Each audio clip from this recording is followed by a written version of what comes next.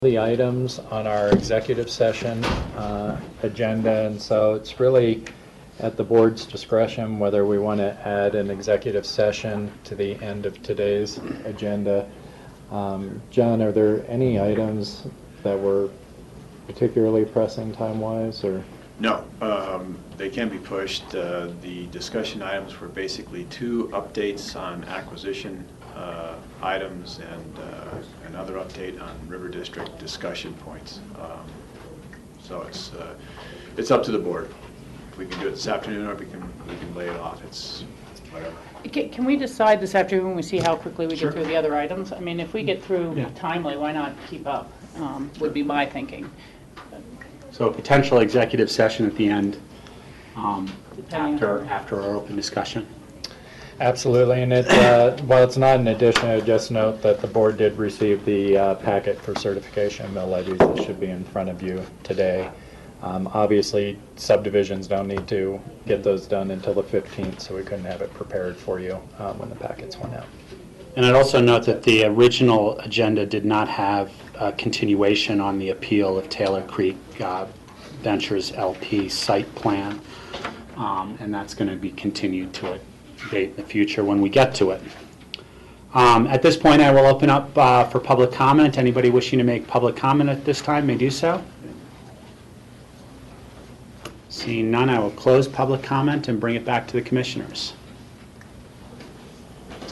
George? Well, of course, I want to wish everyone happy holidays. We're into 8 days of Hanukkah, then followed by 12 days of Christmas.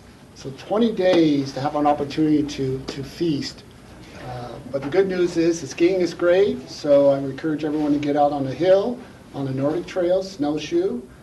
And a little note for those waiting for Santa. I had a call from a volunteer fireman or firewoman the other day asking that I would encourage people to get their fire chimneys cleaned. There's been 2 cases already this year of fire chimney fires. So if you haven't had a chance to clean your fire chimney or you need help, there's chimney sweeps around. But it's an easy fix to save a potential disaster.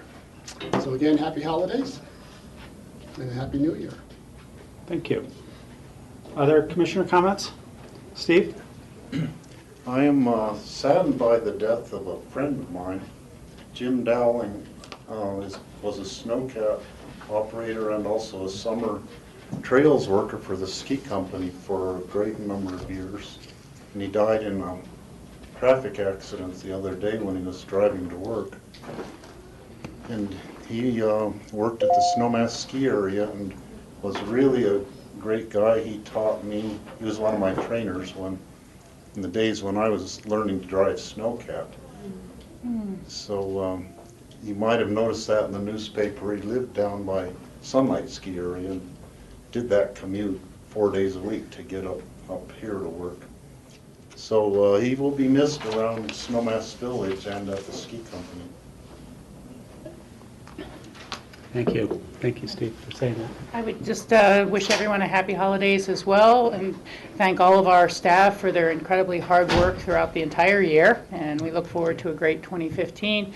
And remind people, as always, to slow down on the ice. Let's all drive safely. Separate from that, I got backed into the other day. I see a lot of people kind of sliding through some of the stop signs in town, and so let's just all relax a little bit. There's a mantra for the busy holiday seasons, which goes, I could see this coming, I've been through this before, I know everything will work out fine. And that's how we get through the busy season. The other part of that mantra is, what could possibly go wrong? It's a stress relief technique. There we go. Very good. Other commissioner comments? Well, I'd like to, as a discretion of a chair, and just take a few minutes here to say a few things, and I'm going to kind of walk around and say a few things. This is actually my last regular meeting as a county commissioner.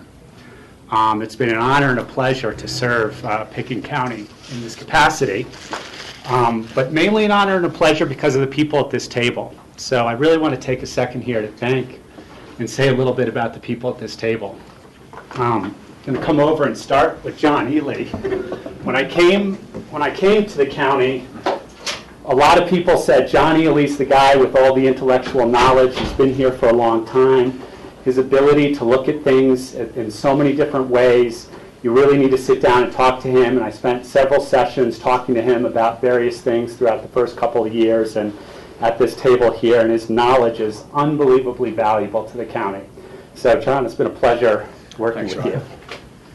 John Peacock came on the exact same time as I did 4 years ago, and his ability as a leader, as an organizer, and a structure person of this county is unbelievably valuable, and it's just been a pleasure working with you.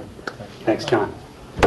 Rachel, I don't know what to say. It's been such an honor working with you. Your dedication to the values and the work that you put in.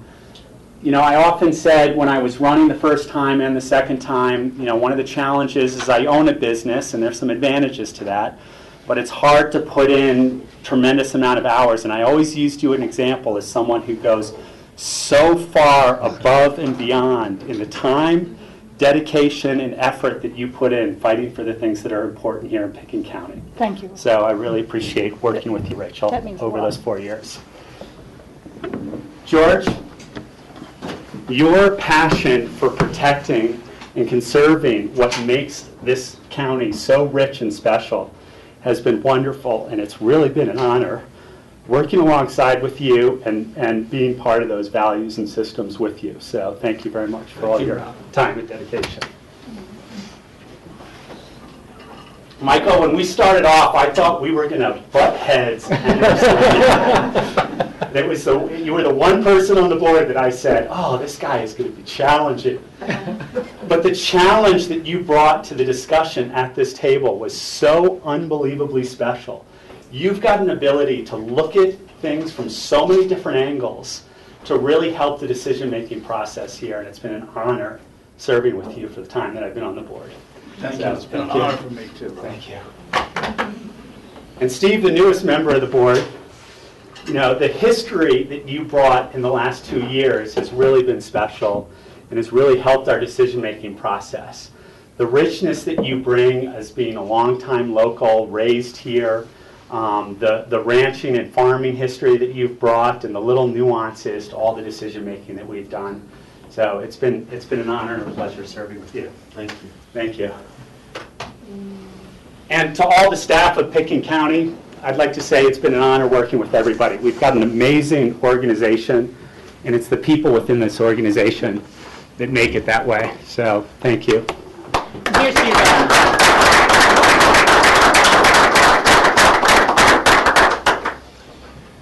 All right, I did that without too many tears. We'll move into our consent action items now. First is the approval of the minutes, November 25th, work session, and December 3rd regular meeting. Are there any adjustments to the minutes, or do we have a motion? So moved. Second? Any discussion? All those in favor say aye. Aye. Aye. Next, we have a certification of the mill levies and property tax revenues. And John Redmond is here, or He's up there. John's on vacation. Is there another of the packet, the mill levy packets? Oh, you That didn't was just get one? handed out. There you go.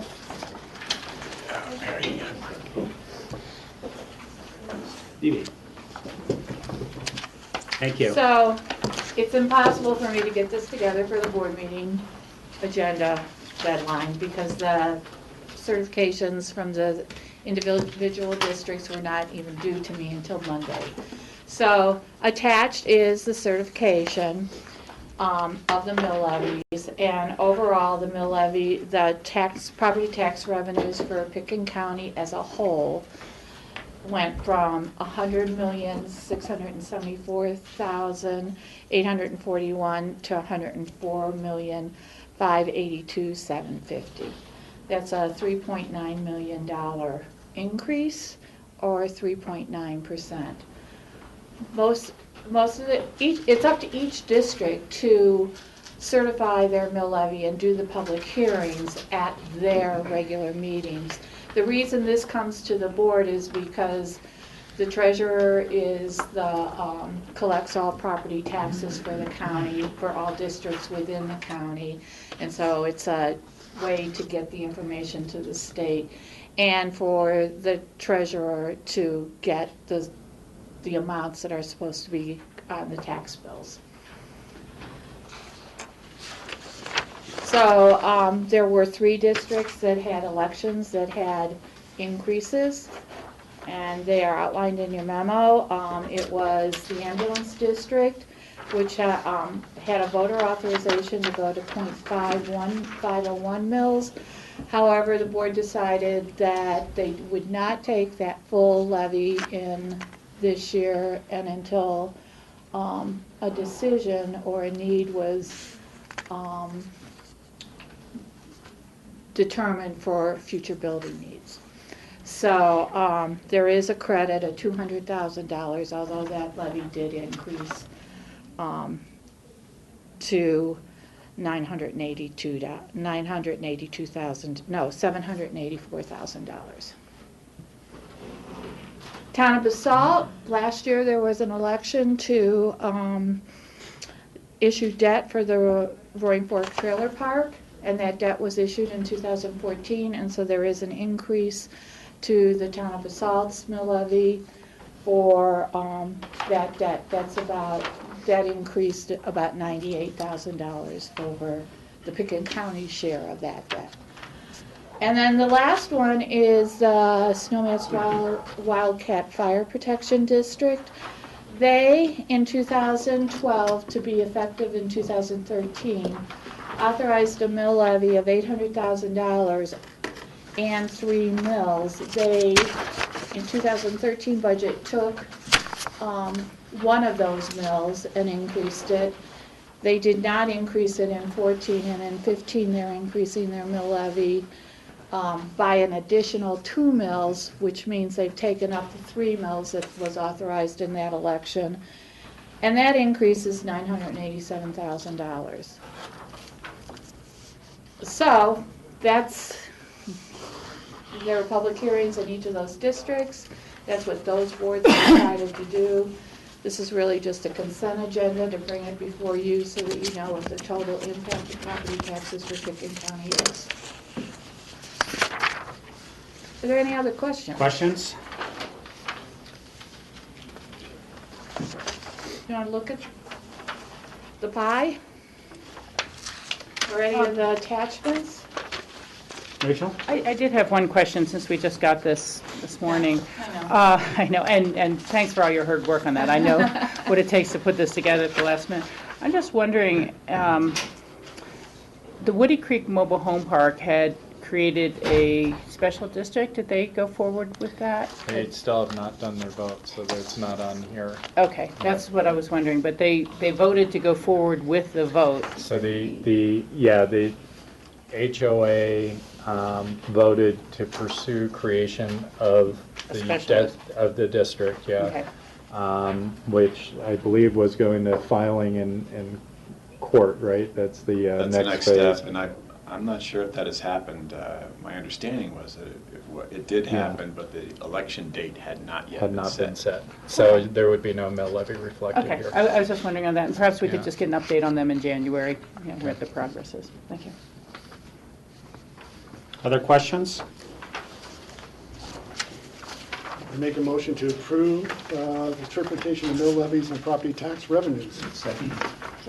Any discussion? Rachel? Yeah, a small item, just because we hear this from year to year every now and then, and it's worth noting at this point in time. Debbie, thank you for putting it on the headline of this. But of your property tax bill that you will receive, less than 1/4 of the property taxes is to Pitkin County. Now, this is different depending on the metro district you live in and the portion of the community, whether you're in Snowmass or Aspen proper, things like that.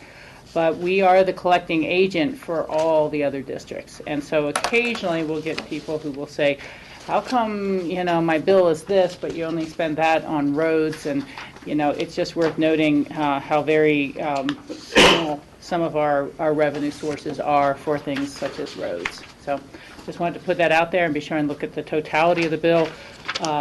BOCC, the schools, BOCC library, those items are a full 40% of the property taxes we collect. And it's just worth noting that broader pie chart. So thank you for doing that. Any further discussion? All those in favor say aye. Aye. Thank you. Next, we have the 2015 ambulance licenses.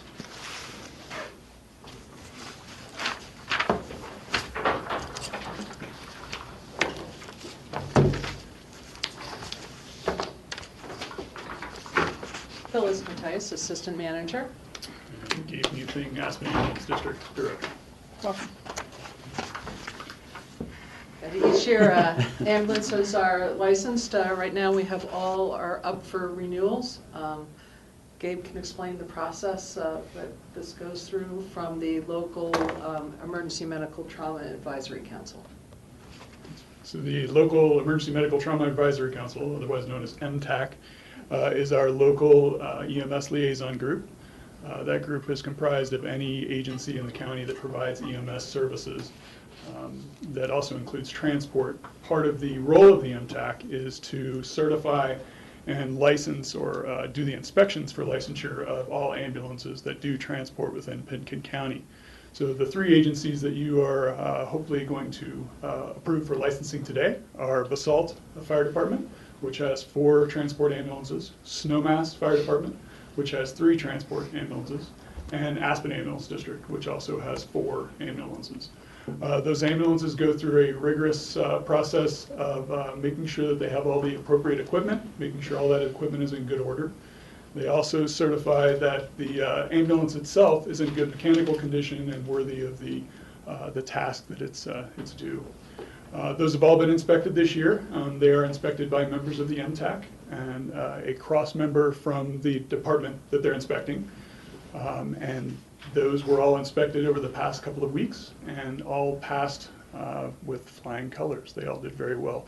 Everything was in good working order, and we did follow the state guidelines for ambulance equipment. So, so today we're asking for your approval of those inspections and giving us a license for the 2015 year for those transport ambulances. Gabe, in the past, we've seen these actual inspections, and it wasn't in our packet this time. Not that there was anything pressing in them. I think one year there were a few boxes that I think we felt should have been checked, but weren't checked one year in the last 4 years that I've been here, I should say. But we didn't get them in our packet this time. Did they all pass with flying colors? Do they all have the up-to-date equipment that they need, that sort of stuff? They do. Everything passed.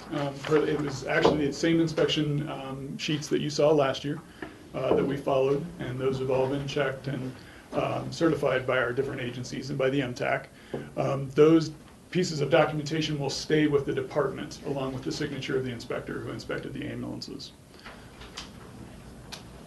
Any other questions?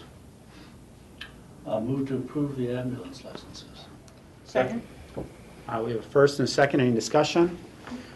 Rachel? Just a comment. I wanted to thank the voters in the Aspen Ambulance District for their approval of the mill levy increase. You know, you look at this and you know what partners we are with other fire and ambulance districts and how a regional approach to managing areas as large as ours and remote as ours, and where you can have potentially disasters requiring multiple agency response. And for us to be able to keep up with our peers is important, and I want to thank all the employees for their dedication and their fearlessness in their response, and again, thank the voters for helping us stay apace. Thank you. We have a first and second. Any further discussion? All those in favor say aye. Aye. Aye. Thank you. Thanks.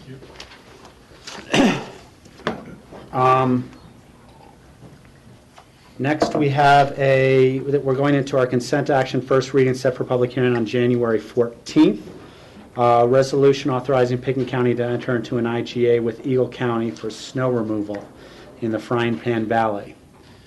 And I saw Brian here earlier. No, Yeah, he is. there is.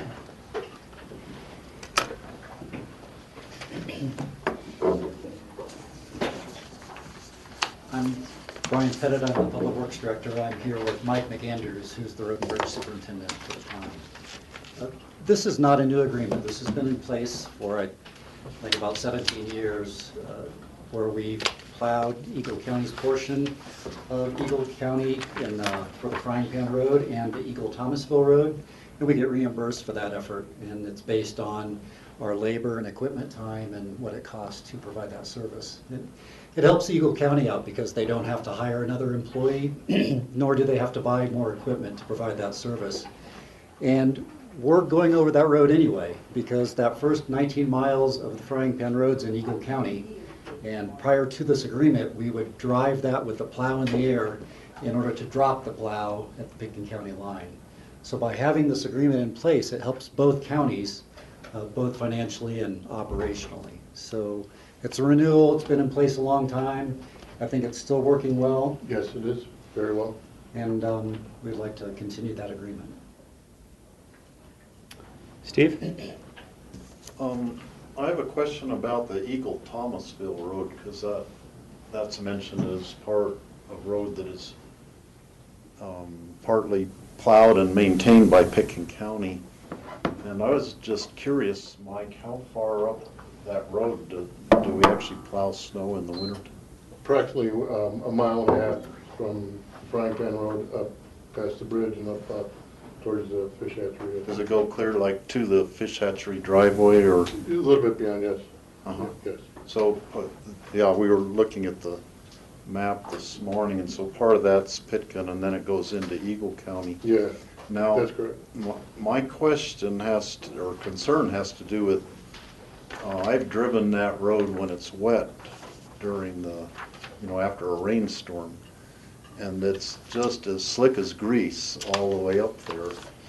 And I don't know what the condition is like in the wintertime, but I was wondering if there's any discussion with Eagle County about graveling the lower part of the road where we have residents and people using it. There hasn't been any discussions with Eagle County as part of for graveling, not at this point, no.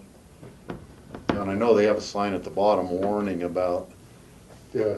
the slick condition of the road when it's wet. Yeah, slippery when wet, that's correct. Yeah, all the way. I think Yeah. that probably goes all the way to Sylvan Lake or wherever it comes out over there. Yeah, yeah, I'm not sure. But hopefully, at this time of year, it's pretty well snowpacked, so they do have traction on there to get up and to their residents. Okay, thank you. Additional questions? Accept the motion? Move to approve the IGA with Eagle County. Second? Any discussion? And this is set for public hearing on January 14th. All those in favor say aye. Aye. Thank you. Thank you. Next, we're in our consent public hearing second readings. And the first is a Medicaid incentive.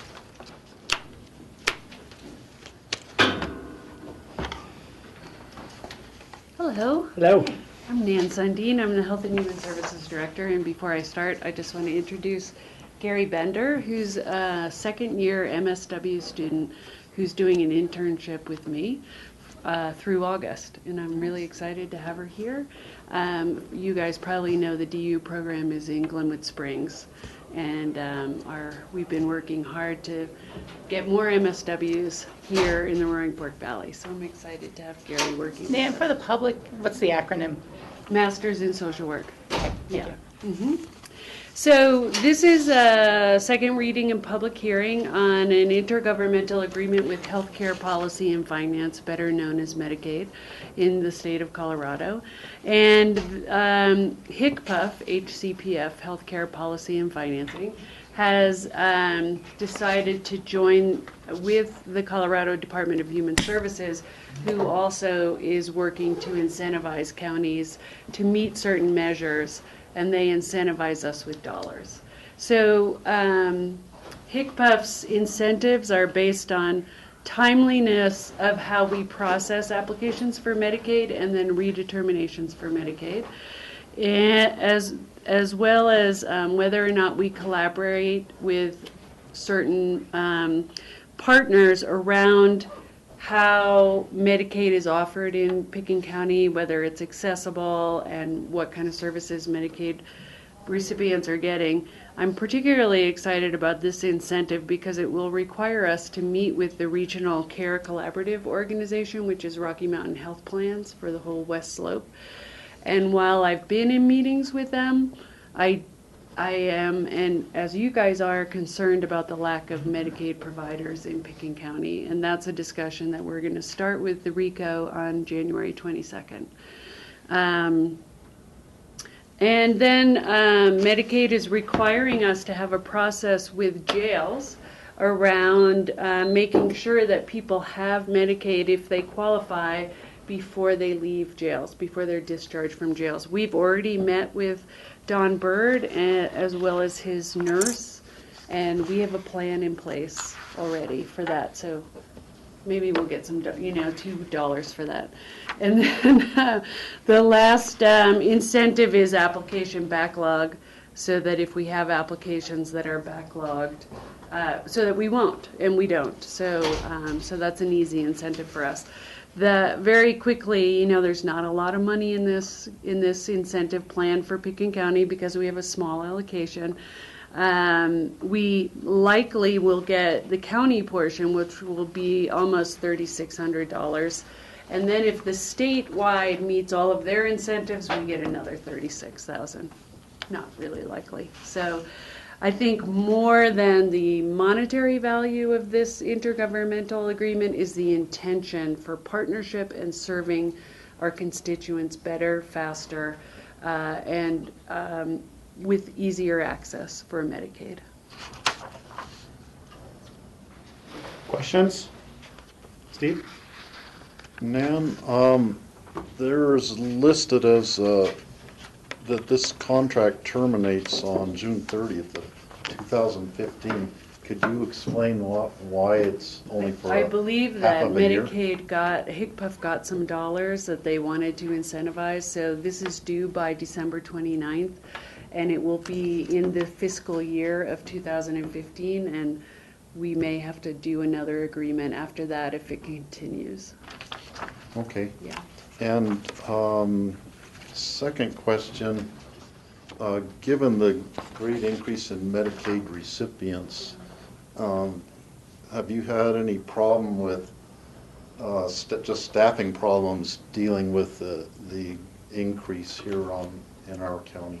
Eagle County does all of our public assistance eligibility, and they've been doing an amazing job. They've worked really hard in the last 2 years creating efficiencies in their system so that applications are approved very quickly. So we haven't so much had trouble with eligibility. We do have problems with people having access to care.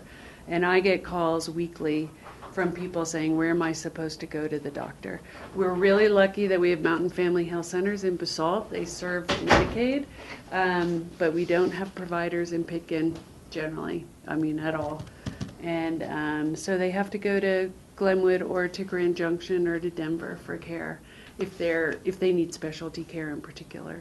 So these are things we want to try to work on in the coming year is really access. At this point, we have 1,200 Medicaid citizens in Pickens County. That includes children and adults. That's a lot of lives for us. It's 17% of our population just on Medicaid. So. Thank you. Mm-hmm. Additional, Rachel? Yeah, I'm going to support this naturally. And I just want to make a kind of broader comment for our viewing public and those who may not have be in and out of the issues like Nan is for us. But it's my understanding that if someone is on Medicaid or other programs and then they are arrested, that is suspended for them. Right. And so then the counties end up picking up any medical expense the inmate may have. If And- they're put in jail, if they're put in jail. Mhm. And the awkwardness, of course, is that, in our society, it's innocent before proven guilty. But this is a benefit you will lose before court. And it may be months before you actually are in court. And so some counties, us perhaps less than others, end up picking up really significant medical costs. This is an issue that NACO and CCI have been trying to change. But perhaps even more importantly is as people are released, it's statistically a strong number of people who are arrested or who commit crimes have mental health issues. And so often they're released but unable to get back on their medication for a significant period of time, and it leads to reincarceration and additional problems. And so this is very much a step forward in trying to make sure that those individuals who participation in crime or those activities may stem from mental health issues can start to get the care they need immediately and hopefully prevent that reincarceration. So I really applaud you for taking that effort on. Sure, absolutely. And one other point of clarification is it used to be prior to this new law that if we had someone in our jail population who needed hospitalizations, we had to pay for that. And the law has changed. So if someone's in the hospital for over 24 hours from the jail and is going back to the jail, we can make them eligible. Very good. Yeah, so for hospitalization. Okay. Thank you. Additional questions or comments? This is a public hearing. Anybody wishing to make public comment on this item, they may do so at this time. Seeing none, I'll close the public comment, bring it back to the board for a motion. I move to approve the county Medicaid incentive contract with healthcare policy and financing. Second. Any discussion? All those in favor say aye. Aye. Thank you. Great. Am I up next too? Yep, up and next. Call me the IGA queen today. Which one is? The next is the financial support of Colorado West Regional Mental Health Center, Mine Springs Health Detox Center. Do you want me to do this or? Either way. So John Peacock and I have been working for the last couple of years with our partners in the city of Aspen, Town of Snowmass Village, Town of Basalt, and Aspen Valley Hospital to present to you today a detoxification IGA. What it does is it allows us to share the entire cost separate from revenue of running a social detox at the Health and Human Services building. We opened that in January of 2013. It's been running for 2 years now. It's highly successful. Mine Springs Health runs it, operates it, and the 5 partners have decided that it is such an important part of our community that we all need to work together to fund it financially, because it's very hard to find funding for detox outside of this agreement. And so we came up with a funding formula that has to do with population, liquor licenses, and utilization. Because Aspen Valley Hospital is not a jurisdiction, a geographic like we are, they have agreed to take on 30% of the cost, and then we divide up the other cost by the 4 governmental jurisdictions. Everyone is in agreement with this. We got a new budget for 2015 from Mine Springs, which is only $2,000 more.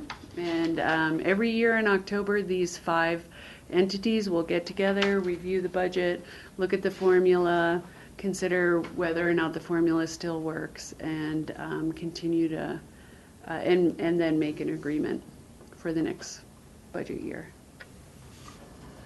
Questions? Rachel? Yeah, thanks for both of your continuing work on this.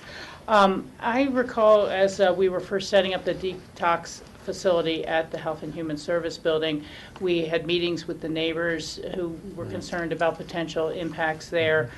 How has that played out? It's the concerns of the neighbors been met?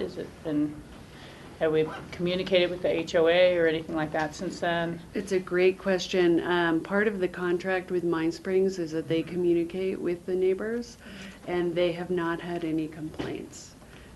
But as you remind me, I'll let the new director of Mine Springs know that that's part of his obligation. Thank you. We haven't had any complaints. Things run very smoothly. Most of the people who come in are escorted by the police. And many are so sick, they're really not trouble. They're just feeling sick. And then they stay generally from 1 to 3 days. The longest detox tends to be as people are coming off of heroin and other opiates. And then, Nan, can you explain to us how this is different than just, oh, here's a safe place to dry out and you're back on the street? How is this different as a detox? I think we were reluctant to open another detox after the 90s when it was not successful. People came in and they went out and they came back and they went out.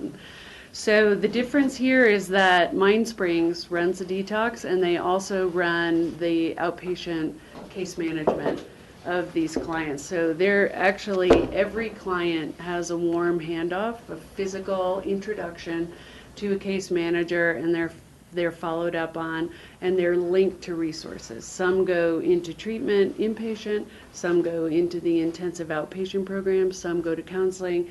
Many are taken directly to AA meetings and linked up with the 12-step community. So they're actually talking about a success rate that's really high. Do you remember what it was? I do not remember.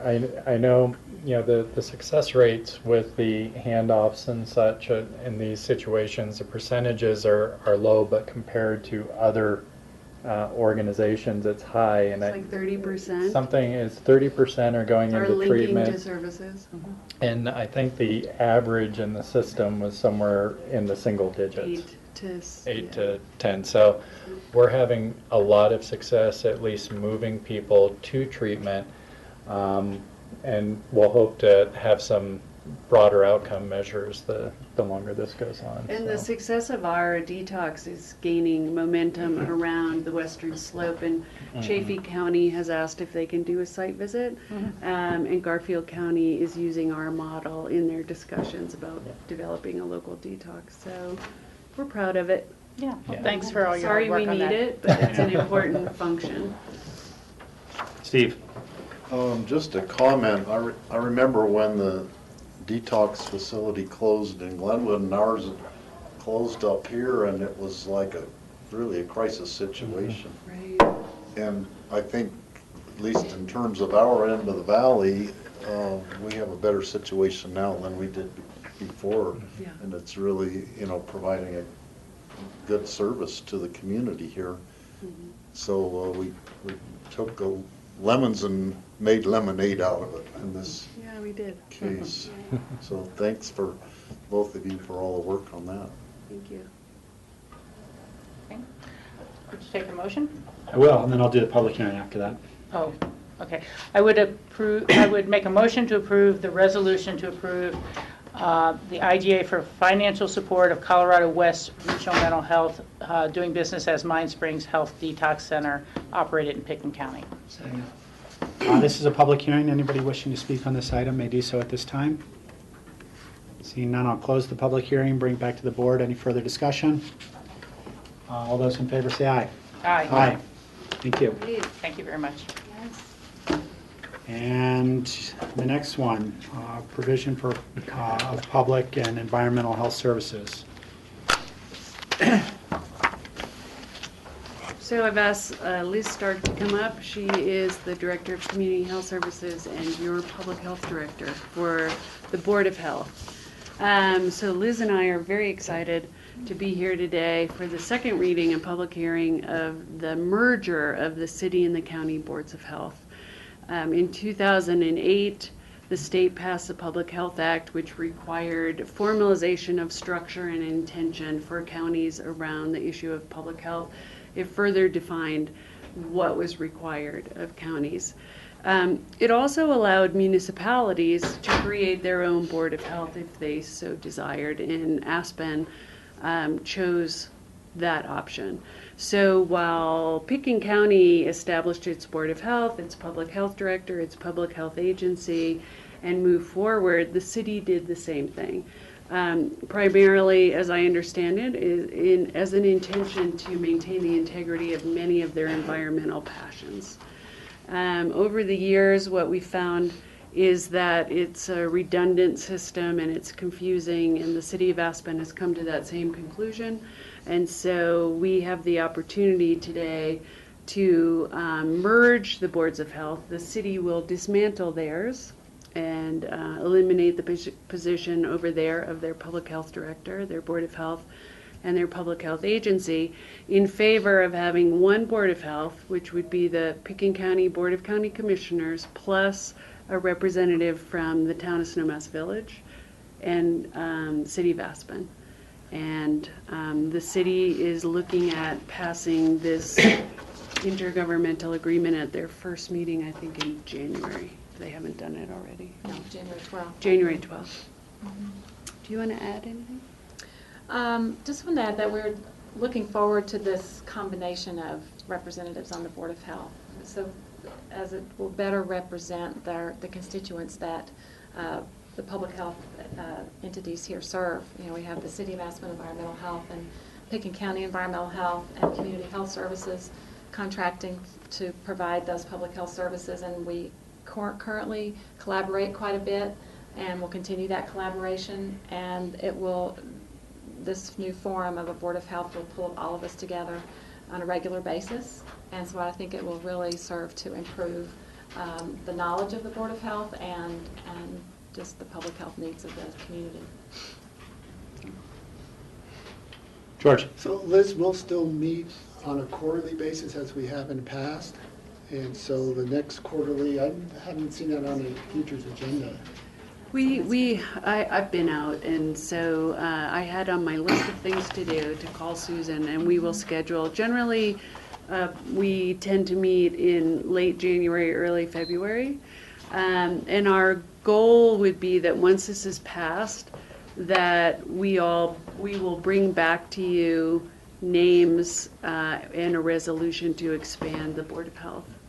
And I believe John is starting to talk to those partners about who they might represent, who they might assign. That's correct. And because of this change, George, as we move to doing that resolution, that meeting of the first Board of Health, we may want to push back in the first quarter so we can have those members appointed and we on can board. do that, yeah, or we can do it in this, yeah. Our hope too was we did have a really helpful joint meeting with the Community Health Services Board, and you all had ideas of how you wanted to move forward, and Liz and I are really looking forward to doing that with a new Board of Health instead of starting conversations and then bringing new members in. So the whole conversation about Liz's budget, the Community Health Services budget and governance and all of that, we will hold for the discussion with the full Board of Health. Rachel? Yeah, and I know it was kind of a fledgling organization, but there was, I think, created either a Colorado Association of Boards of Health or national. And, I was just thinking that to the extent they have any training programs or materials that we could use, and certainly to the board's discretion, everyone's schedules, when we set up that first meeting, I think it might be great to start with the groundwork of what training boards of health do, what their issues are, their responsibilities, and go from there. I'm sure we could use it as well. We did bring it once. It was a little sleepy, but we'll try to dress it up. Okay. Maybe brownies or cookies or. Okay, thank you. This is a public hearing. Anybody wishing to speak on this item may do so at this time. I will close the public hearing on this item and bring it back to the board for discussion or a vote. I would make a motion to approve the IGA for provision of public and environmental health services. Second. Any discussion? Rachel? Well, and just to clarify further, the City of Aspen is going to maintain an environmental health department, and they will be maintaining their programs. They're just the Board of Health role, they realized, was a little broader than what they were trying to do with their other environmental initiatives. Correct. Thank you. Any more discussion? All those in favor say aye. Aye. Yay! Yay, thank you. Thank you. Next, we've got a resolution setting airport fees and charges for 2015. Brian and Brian Griffey and Tom Oken here.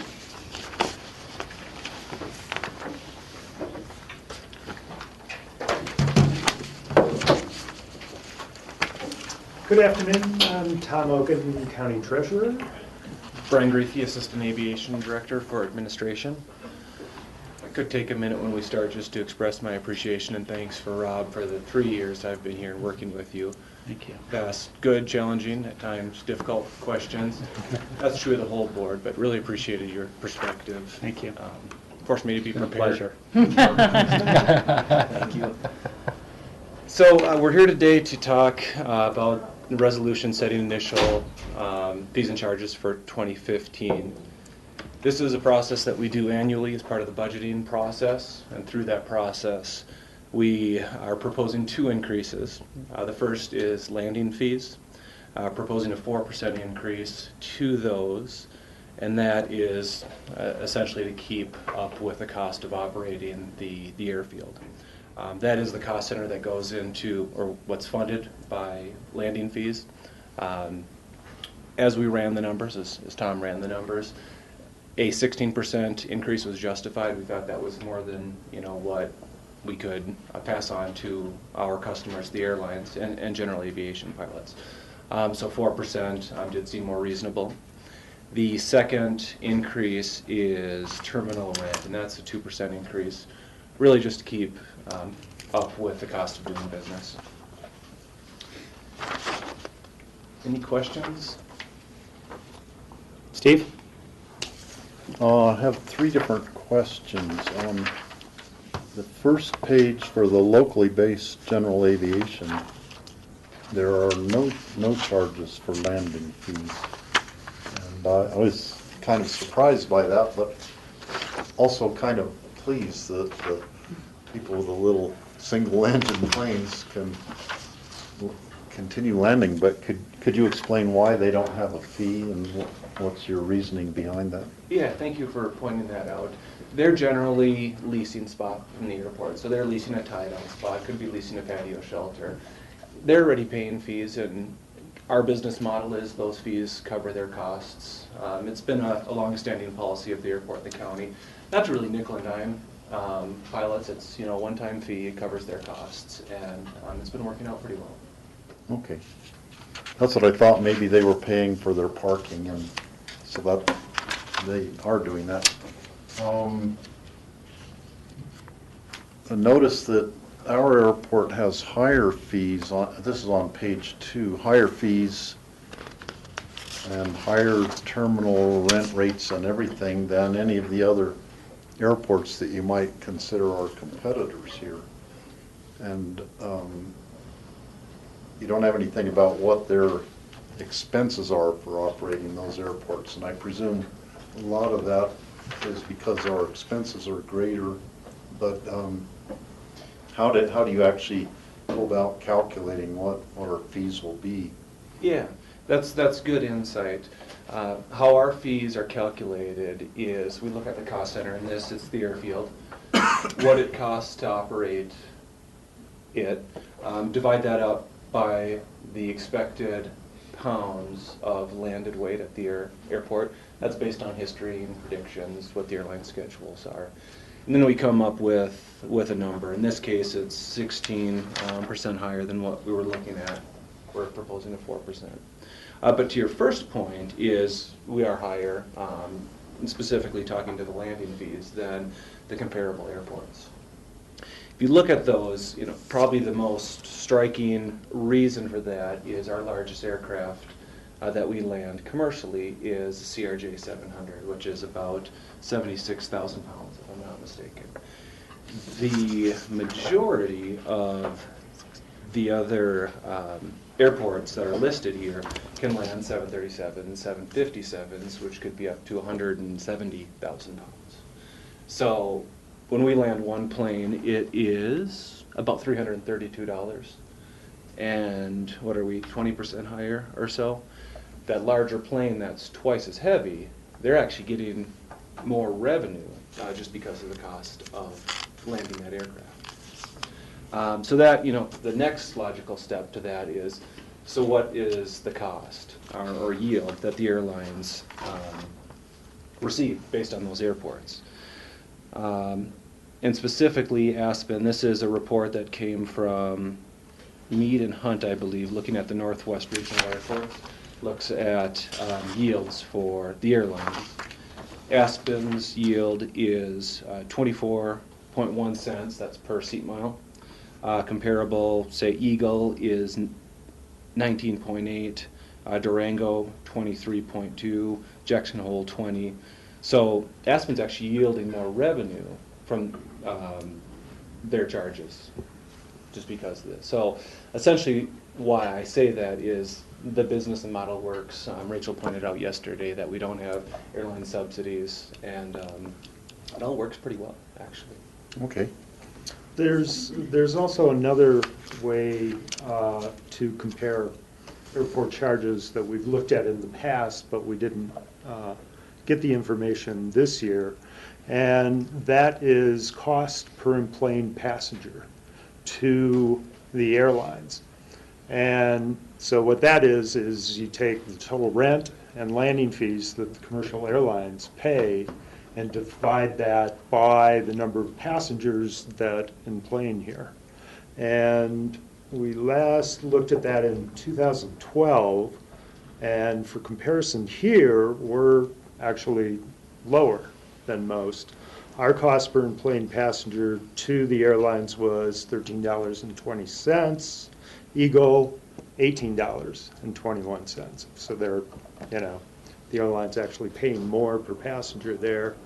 Gunnison was $17.21. Hayden, $22.53. Jackson Hole happened to be lower, was $9.11. But so we're very competitive in that sense. Okay. And final question, it's on page 2 of the resolution, section 2. It talks about the landing fee of 25 cents per 1,000 pounds when the planes are not deriving revenue from the plane landing. So it's up in that first section, it says section 2. And is just wondering how often or what the purpose of, would that be for, like, if they are doing practice landings or training flights where they're not carrying passengers? That's exactly That's their landing fee, or do they ever do a deadhead kind of a thing where they're flying in an airplane to pick up passengers that?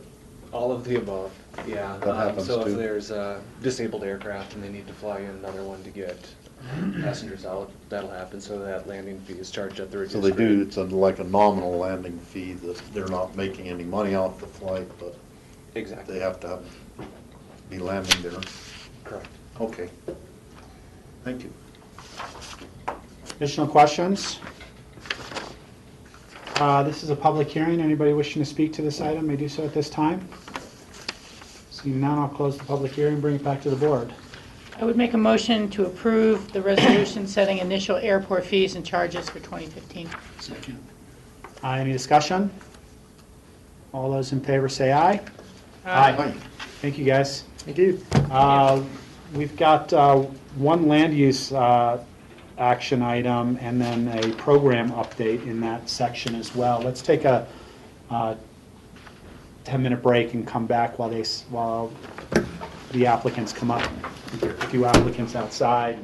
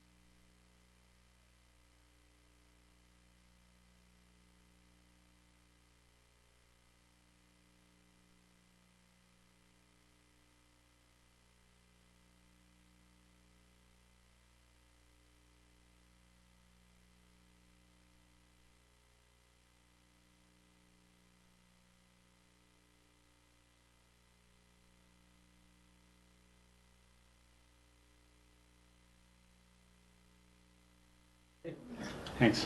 Welcome back, everyone. Today is December 17, 2014. This is the Board of County Commissioners, Pickett County, Colorado regular meeting. We are into our land use action items, and we've got the Warren Creek Mountain LLC minor amendment to development permit. Mike Kramer's here to present.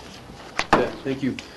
Mike Kramer with Pickett County Planning Staff, and the location of the subject property is 44010 Highway 82 east of Aspen, and the applicant is Warren Creek Mountain LLC, and this is a minor amendment to a development permit.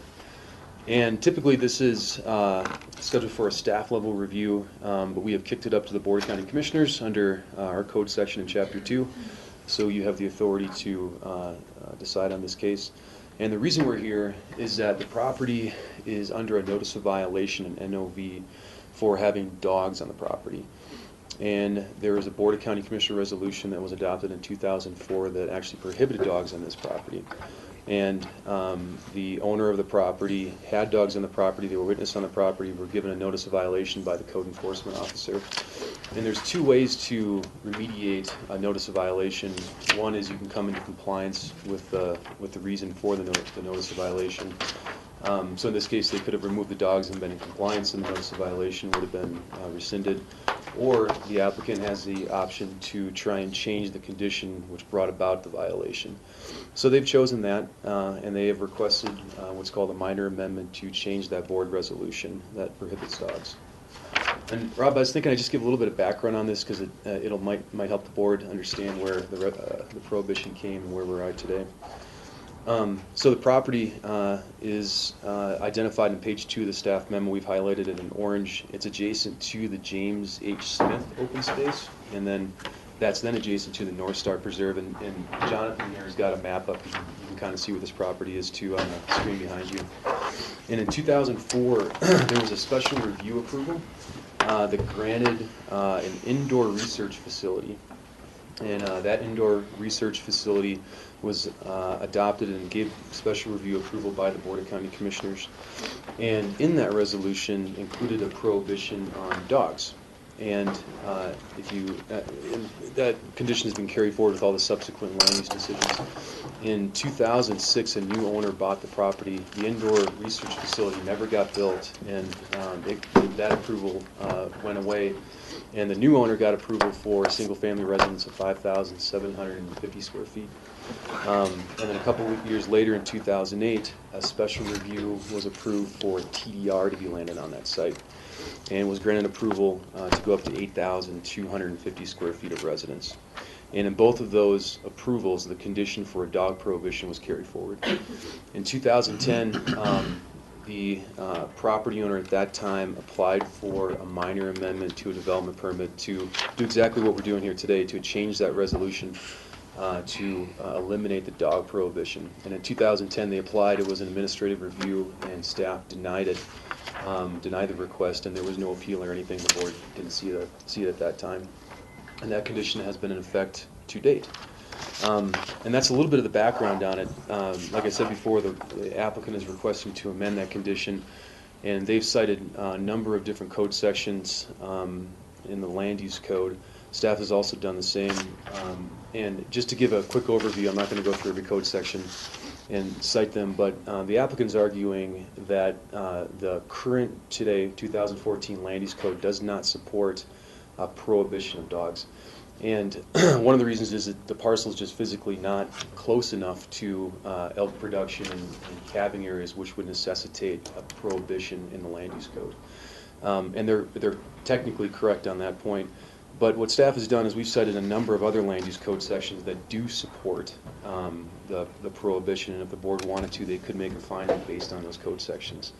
And we've outlined those code sections in a draft resolution for you to take a look at as findings. A couple comments for referrals. The James H. Smith open space, which is adjacent to, and if you look at page 2 of staff's memo, we've identified them. So the subject property is the one highlighted in orange on page 2. The James H. Smith open space is, you can see, identified there, and to the north of that is North Star Preserve. James H. Smith open space has co-ownership with Pickett County and with the city of Aspen. And staff has referred the application to our Open Space and Trails Department. We've included their comments in the packet, and Gary Tenenbaum's here to talk to that too. But they don't support removal of the prohibition. Staff also referred the application to the City of Aspen, and their Parks Department responded. The letter actually came in an email form. It didn't make it in the board's packet, but basically the City of Aspen does not support the lifting of the dog prohibition. That was their comments to staff.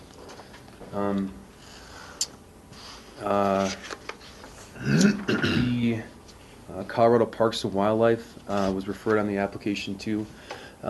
They said they don't object to the removal of the prohibition. They do have recommendations that if the board did decide if the prohibition could go away, what to do with dogs on the property. One of those is to kennel them and keep them 25 feet away from the open space.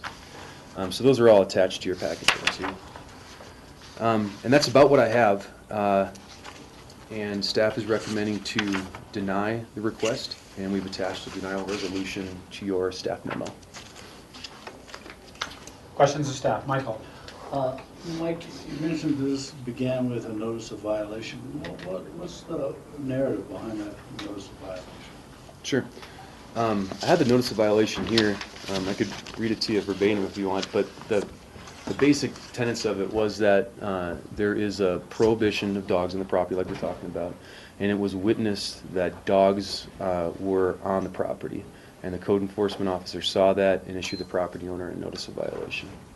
And then outlined, trying to remediate that notice of violation with either removing the dogs or applying for this application here today. So the code violation officer was strolling by and saw that there were dogs there. Is that the narrative? Hold on one second.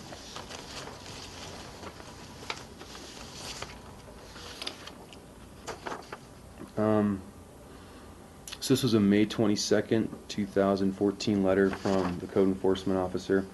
In paragraph 2 it says, quote, "I recently received a complaint that dogs are present on this property. In response, I walked the public lands adjacent to the property on May 15th, 2004 and May 20th, 2014 and wait, did I mess up that date? Sorry. May 15th, 2014 and May 20th, 2014 and saw an invisible fence, dog retention fence installed around the property. I also saw 2 dogs wearing significant size blue collars on the property. The dogs appeared to be Brittany Spaniels or a similar type dog." Okay, so the enforcement officer was notified by a complaint of the public, and that's why he happened. That's what I understand from the... Additional questions of staff? Well, Steve? Then Rachel? Mike, it tells about elk calving on the alluvial fan of the North Star Ranch. And could you, or somebody in the crew here, maybe Jonathan, point out where that alluvial fan that's being referred to there? Which page are you looking at? Oh, it's on page 3 of 6. So the third page of the whole packet. And it's in the italics part. Oh, right, okay. I don't know exactly where that is, Steve. If I look at I'd be guessing if I tried to tell you where that was. Or maybe we could do that later in the presentation by... Sure. Yeah, okay. I just want to have that shown sometime. Rachel? So, Mike, to follow on Michael's question, so although they had the electric shock collars, the dogs were essentially running at large on the property? From the letter, they were not kenneled? They were, yeah, from what I understand, they were not kenneled, they were on the property, yeah. Okay. Thank you. Any questions, additional questions for staff? Glenn, would you like to make your presentation? Yes, thank you. My name is Glenn Horn. I represent Rachel and Effie Gildor. Rachel and Effie are full-time residents at the property in question, 44010 South State Highway 82. The Gildors are also represented by Jonathan Losky, who's here and can discuss the wildlife issues. I'm going to talk about the existing conditions and go through some of the land use background, elaborating a little bit on what on what Mike did. Jonathan's going to talk about wildlife. I'm going to go through some other land use considerations. But before I do, I want to introduce Rachel Gildor so that she can make a few comments. Hi, how are you? First, I want to thank you for accommodating our emergency travels last month and changing the date for today so that I could be here. We purchased this property because of its proximity to the North Star Preserve and our love of wildlife. We have a daughter that's in school here, and we've always taught her the importance and the special opportunity she has to live so close to the wildlife and the species that we are able to observe on the property. We did purchase the dogs knowing that the prohibition was in place. Prior to doing so, we consulted with members of the community and neighbors, all of which said that it would be okay. It was a voluntary clause that was put in place. Since the dogs were on the property, we've had an electric fence in place, controlling the dogs, and most often they're in the house, always when we're not on the property, but if outside with the electric fence. Once we received the letter, we've always strived to be good community members and great neighbors to the Aspen community. We then started the process of doing everything possible to make sure that we were making it right as far as kennel research and looking into other options. So that's why we're here today. Can I ask a question? Thank you. I'm just curious, you mentioned that prior to purchasing your dogs, you talked to your neighbors just to get a sense in terms of what they thought or what if it would be a problem or appropriate. Did you also talk to anyone from the city or the county? Not to my knowledge. My husband may have, but not to my knowledge. We consulted members of the community that were part of wildlife communities and a women neighborhoods on ACES, and they have a dog as well, and we looked at other options, but not specific city. Thank you.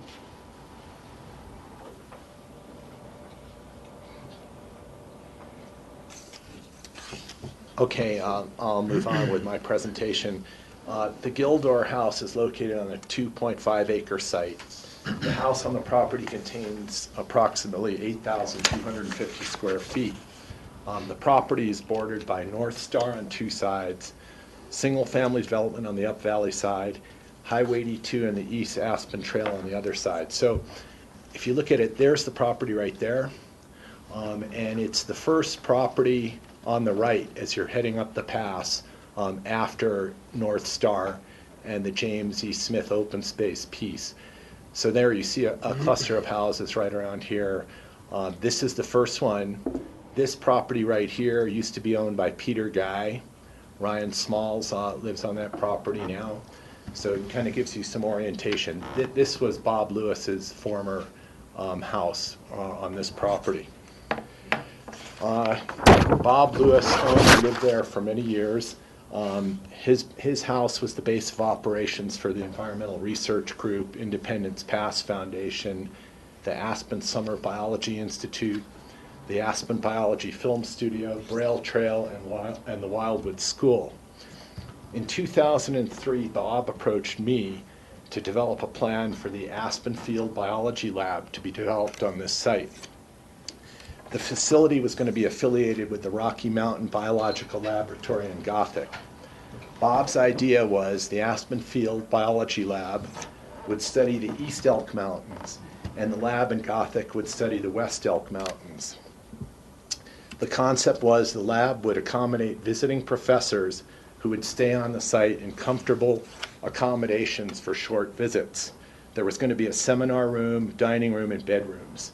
In the winter of 2004, we submitted an application in the county that requested rezoning the public, a growth management quota system exemption for an essential public facility, a public master plan, and conceptual review.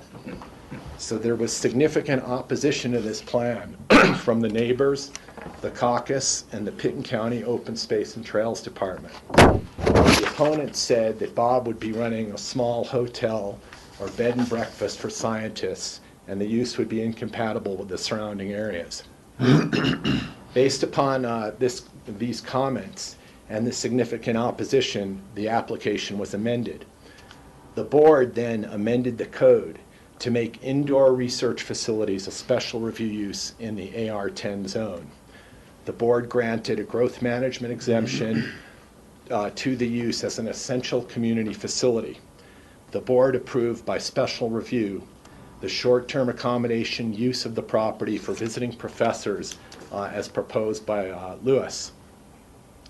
The board granted a special review for a caretaker dwelling unit, and it was acknowledged that the special review use was quite different from a typical single-family house. There were 2 full-time employees. There were going to be visiting trips 4 times a year by up to 25 students to the property. On April 26, 2004, Bob wrote a letter to the county which voluntarily agreed to prohibit dogs on the property in association with his special review land use approval. The county wildlife biologist and the Department of Wildlife, at the time that was their name, recommended kenneling of dogs on the property. The Planning Commission recommended a dog prohibition. The board accepted the P&Z recommendation and Bob's voluntary commitment to prohibit dogs. Unfortunately, Bob passed away before he could develop and manage the Aspen Field Biology Lab. In 2006, the new owner, Doug Throm, applied for administrative approval to eliminate the special review use, so it went away. The staff approved the request, and Doug had an approval to develop a single-family house. The dog prohibition was carried over without any objection from Doug Throm, despite the change in the use of the property.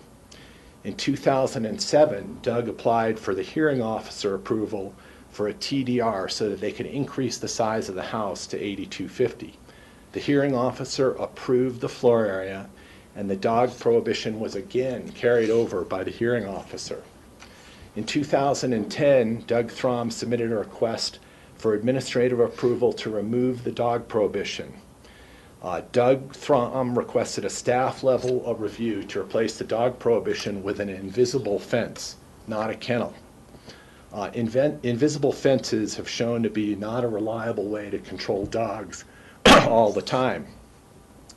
The county staff, not the board, denied the request to remove the dog prohibition. So, since 2004, there have been 4 different land use reviews for the property. The only time that this board considered a land use request for the property was in 2004, when it considered the special review request for the Aspen Field Biology Lab. The board approved Bob's unique land use request, which was quite different than a single-family house. The board imposed the dog prohibition in association with the unique special review. Today is the only time that the board has considered the suitability of this property for kennel dogs in association with a traditional single-family house. The 3 other land use reviews were considered by the staff and the hearing officer. There's never been a request to replace the dog prohibition with a modest kennel. This hearing is an opportunity for you to make a decision regarding kenneling of dogs on the site. The Parks and Wildlife Department has never recommended a dog prohibition. The county wildlife biologist did not recommend a dog prohibition back in 2004. The code does not require a dog prohibition. The code doesn't even require kenneling on this site. The applicant's kenneling proposal, and that is the proposal of this applicant to construct a kennel in compliance with the definition of kennel in the code, goes beyond the requirements of the code and is appropriate on this site for a single-family house. So with that, I'd like Jonathan to talk about the wildlife issue.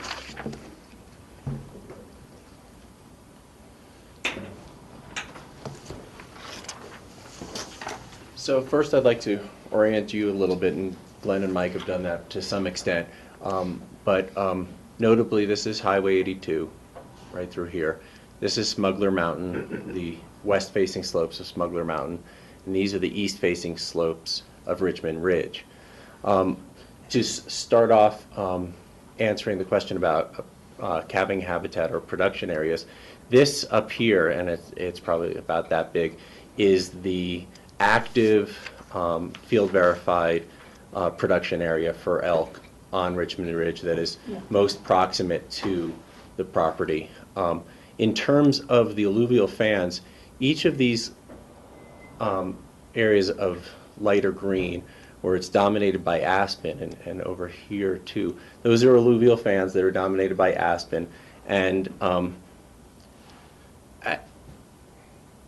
I just this past season, working for Pickens County Open Space and Trails, we've had a number of cameras out there in this alluvial fan, and in the past, observations have been made, and the cameras picked up young spotted calves within those alluvial fans. We know that active production occurs here. We know that calves, young calves occur here. We don't know whether there is actual calving occurring. We certainly know that it is used for rearing. So that's, and then the mapping here, it's a little hard to see. So this blue here on Smuggler, that's a winter range. On Richmond Ridge, you have blue starting about here, that's winter range, and then also severe winter range. Up here on North Star is a elk migration corridor, and that's a pretty broad, it encompasses most of North Star, and I'm sure many of you have seen it, where the elk move back and forth here. There's also another area that is not mapped, and it's down through this area where the elk move back and forth through the valley between Richmond Ridge and Smuggler Mountain, and on their way to Winter Range further down the valley up on Red Hill, Red Mountain, and beyond. So as you might be able to see in this map, in the valley floor here, there is an absence of any CPW mapping for winter habitat or production area. The other thing of note is that this yellow blob here is the current elk great blue heron colony.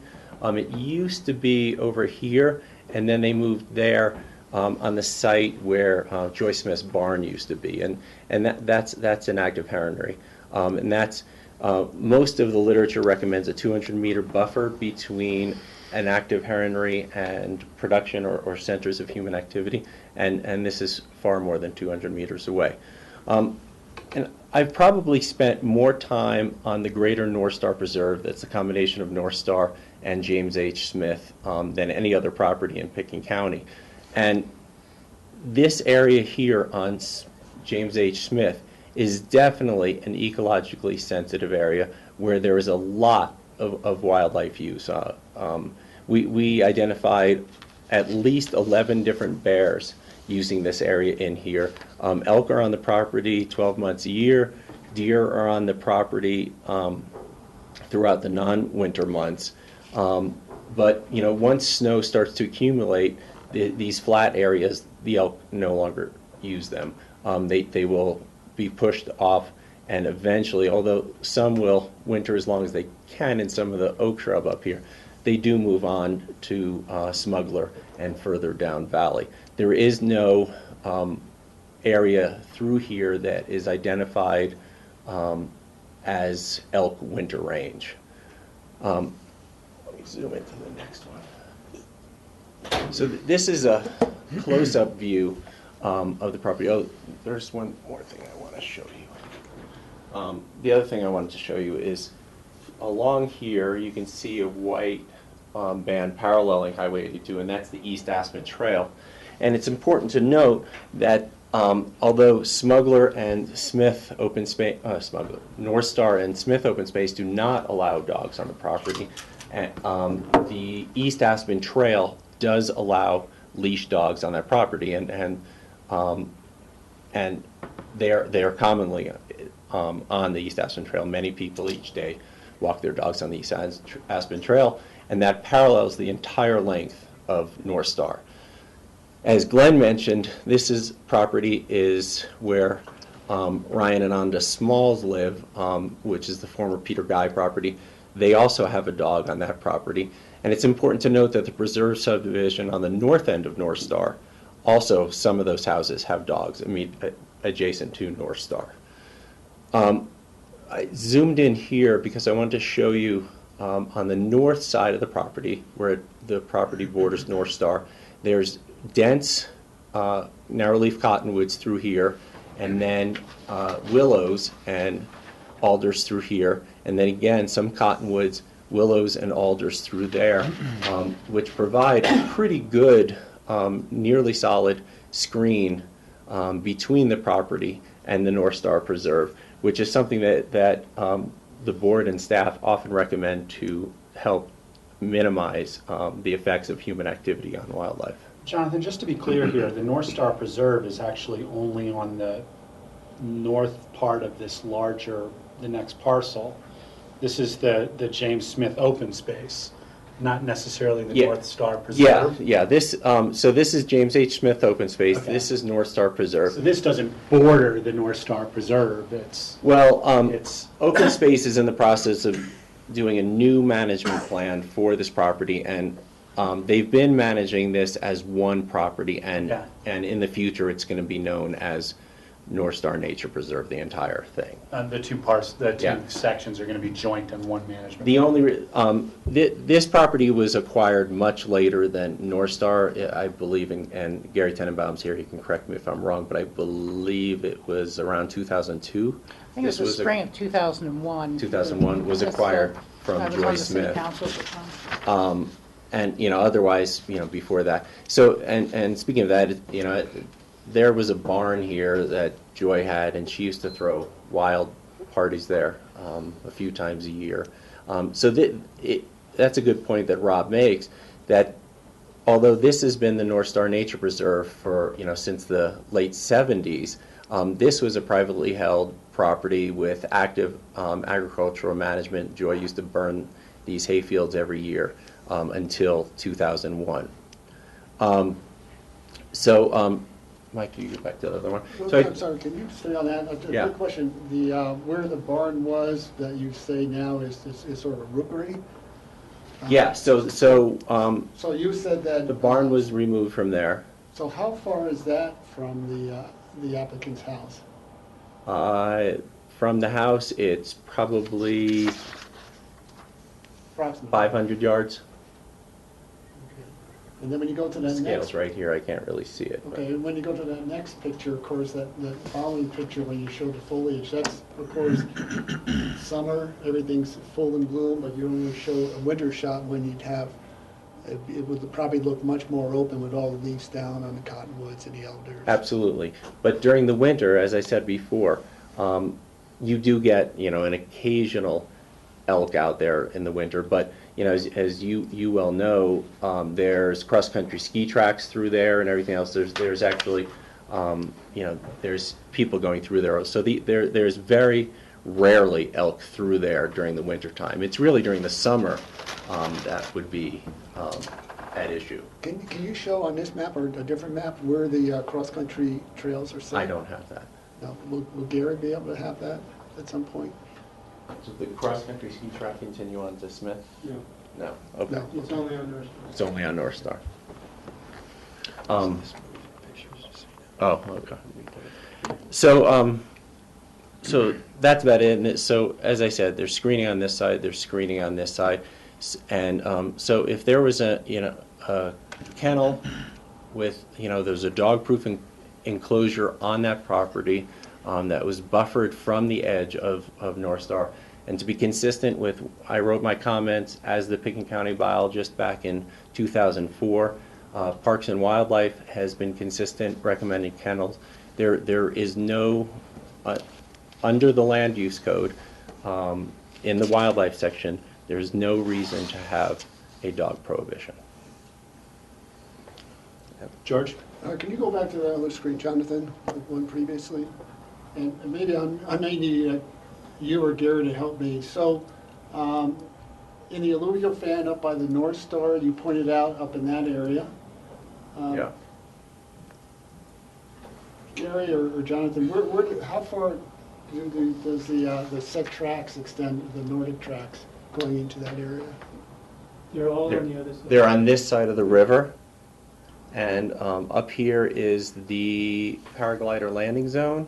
And then, so, okay, and so about how far in distance would that be, you think, in terms of where the trails are to where that alluvial fan is? About a half a mile. Would you agree, Gary? All right, thanks. And then, so, and again, so there is no use here, but there's, I will point out that in winter, there is an elk use of this area here. Rachel? Yeah. Jonathan, this parcel was in active use in a residence up until about 10 years ago, a little more than 10 years ago. A little more than 10 years. About 13 years ago. And I did participate as mayor of Aspen to contribute to this purchase. It was intended to add to North Star and to create that buffer on North Star, certainly. It seems that this is just beginning to see the wildlife and the wildlife habitat reemerge on the property. If there used to be wild parties, cars, dogs, burning, and whatever, I find it really hard to not see that as vegetation comes back and as it is restored, that you certainly would not see a lot more wildlife use on that parcel as well. Well, that's a good point, and it has been, rough 15 years or so since the property changed hands. And again, in that time, what we've seen is this area here, which is, mostly old hay grasses and stuff, and it's starting to be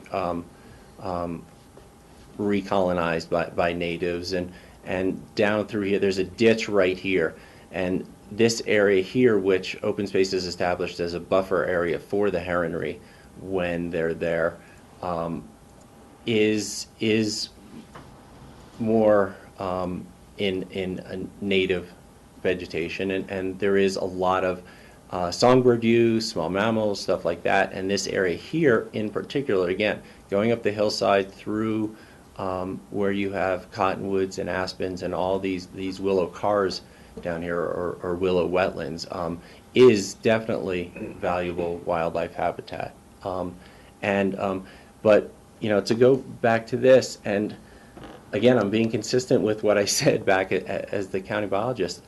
If you think about this area here, which is right there, that 2 dogs kept in a kennel right there, I don't believe, and Kevin Wright concurred with me, that 2 dogs right there, if kept within the kennel, are going to have any significant impact on the wildlife that are using this area here, and particularly in light of the dogs that are using the East Aspen Trail here, and then considering also the disturbance factor of the hundreds, if not thousands, of paddleboarders that are using the river throughout the summer as well.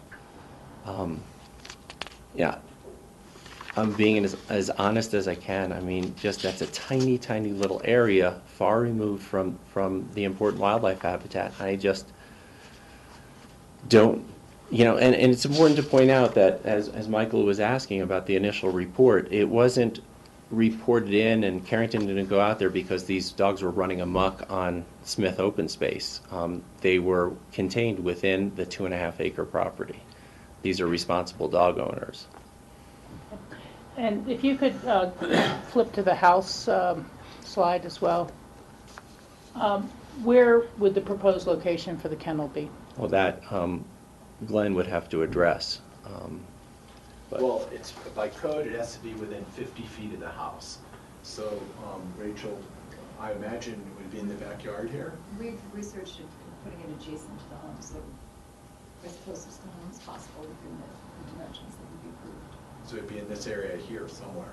Because that's a graded area that is above the property on the west side where you have where it's dominated by willows. This is a lawn, and it's graded, and so. So if you go to the top right there.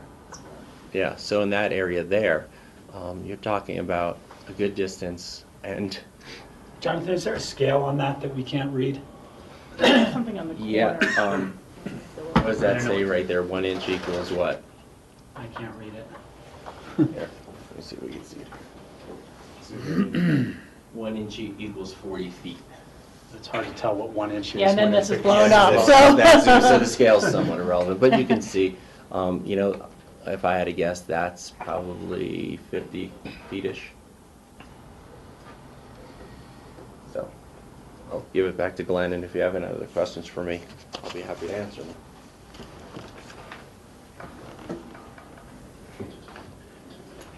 Yeah, I don't want to go through any more, discussion right now. I think that the key thing that you can take away from this is that we're going beyond what we feel is required by the code to kennel the dogs. It won't be an invisible fence, it would be a kennel. It's been my experience that invisible fences aren't always effective in keeping certain dogs in, particularly huskies. But the kennel, we feel, would work here. I'm going to answer my own question. My scale on Google Earth shows that house to be about 160 feet long. That's 160 feet. So 50 feet would be about a third of that. Thank you. Yes, Michael. So the kenneling implies that the dogs are sort of in the house or in the kennel, but are we also talking about the dogs being on leash when they're, when they're being led from the house to somewhere, say to the trailer? So that's also, so we're not talking about a kennel where the dogs have to be kenneled, we're talking about they also have to be leashed at all times if they're under the supervision of a person. Is that right? I mean, Go ahead, Rachel. I think it's a asking- code question. Is that what the code is when we say a property has kennel privileges? What if the dog's outside the kennel, if they're on leash? That's the county, standard. It's not a land use law. It's the dogs that are not in a kennel when you're walking around, they're on leash. And John could correct me if I'm wrong, but I believe under the county code, dogs in the county, anywhere in the county, are supposed to be on leash. A lot of that, Right, there's so we know that, and we Yeah. know what the upshot of that is. But So- on the East Aspen Trail, they're required to be leashed. Right. But I'm suggesting that the applicant also commit to having the dog on leash at all times. If it's not in the kennel and not in the house, then it's on leash. Yeah, I think Rachel can commit that if the dogs are not in the kennel and they're on the property, they'll be on a leash. We follow that now, so. Right. So, I'm inclined to say, yes, kennel them, but I'm also inclined to say, it's a privilege, and that if at some point there is a notice of violation, that the privilege disappears. No kenneling, no dogs, nothing. I don't want to go through this first time, second time, third time. I don't like that. And particularly in this application, I think there's enough sensitivity of the surrounding properties, no matter the distance from elk calving. It's a highly sensitive property. I think I would be comfortable with kenneling, and if that's violated, then you lose that privilege. But I'll let the other commissioners speak. George? I wonder if we could hear from Gary Tenenbaum from an open space perspective. Yeah, Gary, would you like to kind of give us your 2 cents things? Sure, happy to do so. Gary Tenenbaum, I'm the assistant director. And then as you talk, as you're responding to this, perhaps also respond to perhaps Michael's comments as well. Sure. Well, Jonathan said it really well. North Star and James H. Smith, we're actually going through a management plan revision right now. We're going to join the 2 properties together. It's all North Star Nature Preserve. And so, Jonathan is our also hired wildlife biologist on the properties, and it is a really sensitive area. And that's why dogs are only allowed on North Star on the East Aspen Trail, and they have to be leashed. So that's a requirement for both properties. And in the James H. Smith management plan, they didn't allow the Nordic trails to go further because they haven't done a lot of research at the time of, what it's going to be. What Rachel said is, as people are removed from the system overall, will the wildlife start coming back? Will it change? And we're starting to see, very cool things. The herons moved across the river. And so, overall, to the open space program and the commissioners in the community, North Star is one of our 2 nature preserves. And it's called a nature preserve for a reason, because it's a really special place. And getting to Michael's point, it's our rangers that are going to be the ones who enforce all of this. And the original complaint did come from our rangers seeing dogs on the property. And so, we know that when we were dealing with all the different land use applications, that no dogs were supposed to be on that property. And so that complaint came from our rangers. So our rangers are going to be the ones responsible to make sure that there are no impacts with any kenneling or anything that happens. I mean, there's also an impact to dogs barking. There's a lot of different ways that dogs can impact this area. So, I mean, from our perspective, if the more we could protect our nature preserves, the better. Have you had any issues with compliance with dogs off leashes along that section of the North Star Trail? The East Aspen Trail, yeah. I mean, we do have some issues. The great thing is it's actually right next to the highway. So by being so close to the highway, we actually get less violation of the dog leash law, because a lot of people don't want to have their dog this close to the highway and then jump out onto the highway. So, but we do have it, and we do have some violations of North Star. The signage is pretty good, and due to the amount of use on the river, our rangers are there a whole lot in the summer when there is a lot of use. In the winter, it's pretty well signed. We don't get many violations of the Nordic trails in the winter by people with dogs. And so... And have you had a conversation with Kevin Wright as well regarding this application or his concerns, or? No. No. We just put a referral in. No. All right, thanks. You do have his letter in your packet. Yeah, I'm just curious if Gary, with open space, had a discussion. There's no questions, Rachel? Well, just a comment. I'd like to see us, perhaps Gary and Mike combined, request that Kevin give us an outline of perhaps limitations or construct under which they're able to comment on these land use applications. I know that in the past, more under DOW, but they had policies where, they really were not allowed to say no. It's a private property rights issue. They could make a strong advisory comment, but I hate to say they've kind of been cowed in many ways, but they really have a hard time ever saying this should not be developed or this should not be allowed. And, I'd like clarification on that. So I'm not working off of just impressions going forward, but, I know, again, from the past and years of this, you kind of had to take some of their recommendations with a grain of salt based on, what they were allowed to say or not say. Michael? Well, I think, Rachel, in response to that, I always get the feeling that the Colorado Parks and Wildlife have a deep concern for wildlife. Mm-hmm. Yes, certainly. Steve? I know from previous times when Kevin has commented about the dog prohibition versus putting them in kennels, I think perhaps he may have had a switch in his thinking on it, that dog prohibition didn't work, and it actually worked to have a kennel with the dogs controlled and the owners knowing that's where the dog can go in there or they have to be on the leash. We could confirm that what the Division of Parks and Wildlife would, different conditions. And one condition I could think that would maybe be useful, just to provide more vegetative screening of a evergreen type, or just a solid fence by the kennels so the dogs, when they're there, are not, can't see out into the preserve part. and the wildlife would not be able to see them. And that would just provide an extra little buffer between where the dogs are and where the wildlife could potentially be. Or perhaps just a screening of spruce trees or something might work.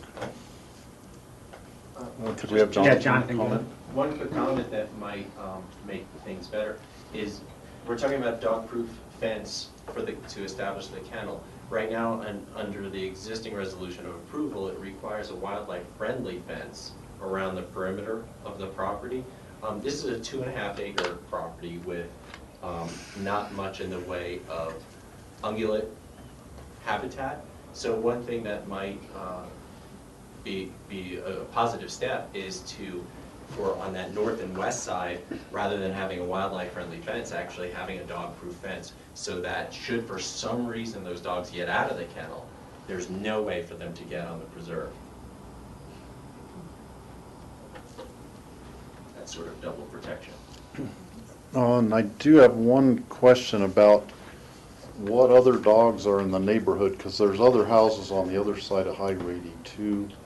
There's one farther up on the adjacent to the Aces property on whatever side of the highway, the left side of the highway, looking at the picture. Are dogs allowed in all those other houses currently? I don't have an answer for that. I don't know. And do we know if dogs exist there, whether they're allowed or not, in all the other properties along there? I can only speak to, I know that I know the owners of this property, they have 2 dogs, and there's a dog on this property, but I don't know about this property or that property. So this one has dogs and that one has dogs, but I don't know about the others. I know at least one of the houses in the preserve subdivision on the north side of North Star has dogs adjacent to North Star. And I have to tell this story right now that this actually happened. I was out irrigating and my dog was on my heel, and all of a sudden there was a calf elk lying right in front of me, and I hopped over it.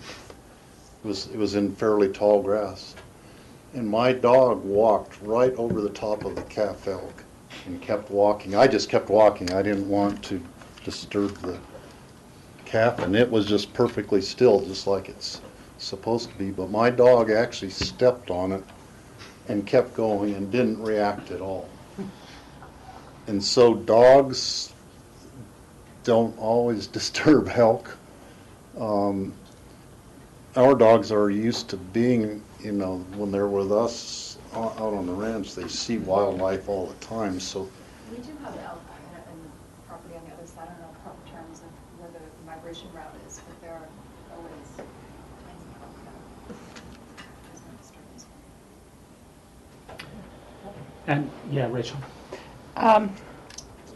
Well, a couple things. One is I wanted to ask our attorney, is it possible to do a condition that is then subject to revocation should there be violations, that it would automatically disappear, or would we really just be in a here's a penalty, here's a penalty, here's a penalty I was phase? going to comment on that based on Michael's suggestion earlier. Unless we do some significant rewriting and reworking of the land use code itself, there's no way to get out of a subsequent action by the board. If there is a violation of an approval that allows for pets or dogs in particular, with conditions, say the use of a kennel, and a violation of that, then we're in a situation where there has to be notice given to the property owner, whoever that property owner might be at the time, and there has to be afforded an opportunity for that property owner to essentially be heard by the board. The board does have the discretion to revoke or to amend an earlier vested approval, which this would be, and that is true for any property anywhere in the county. But there's no way to set it up such that it's upon observation it's automatic. So. No, but there's a process for doing it. That's correct. Saying. That's correct.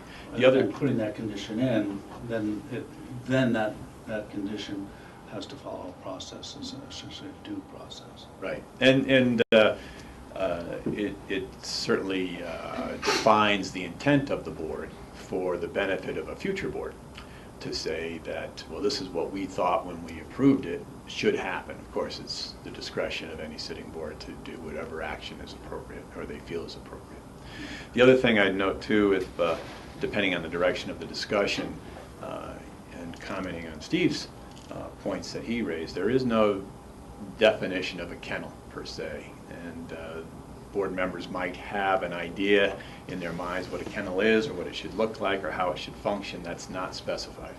And quite frankly, I don't see a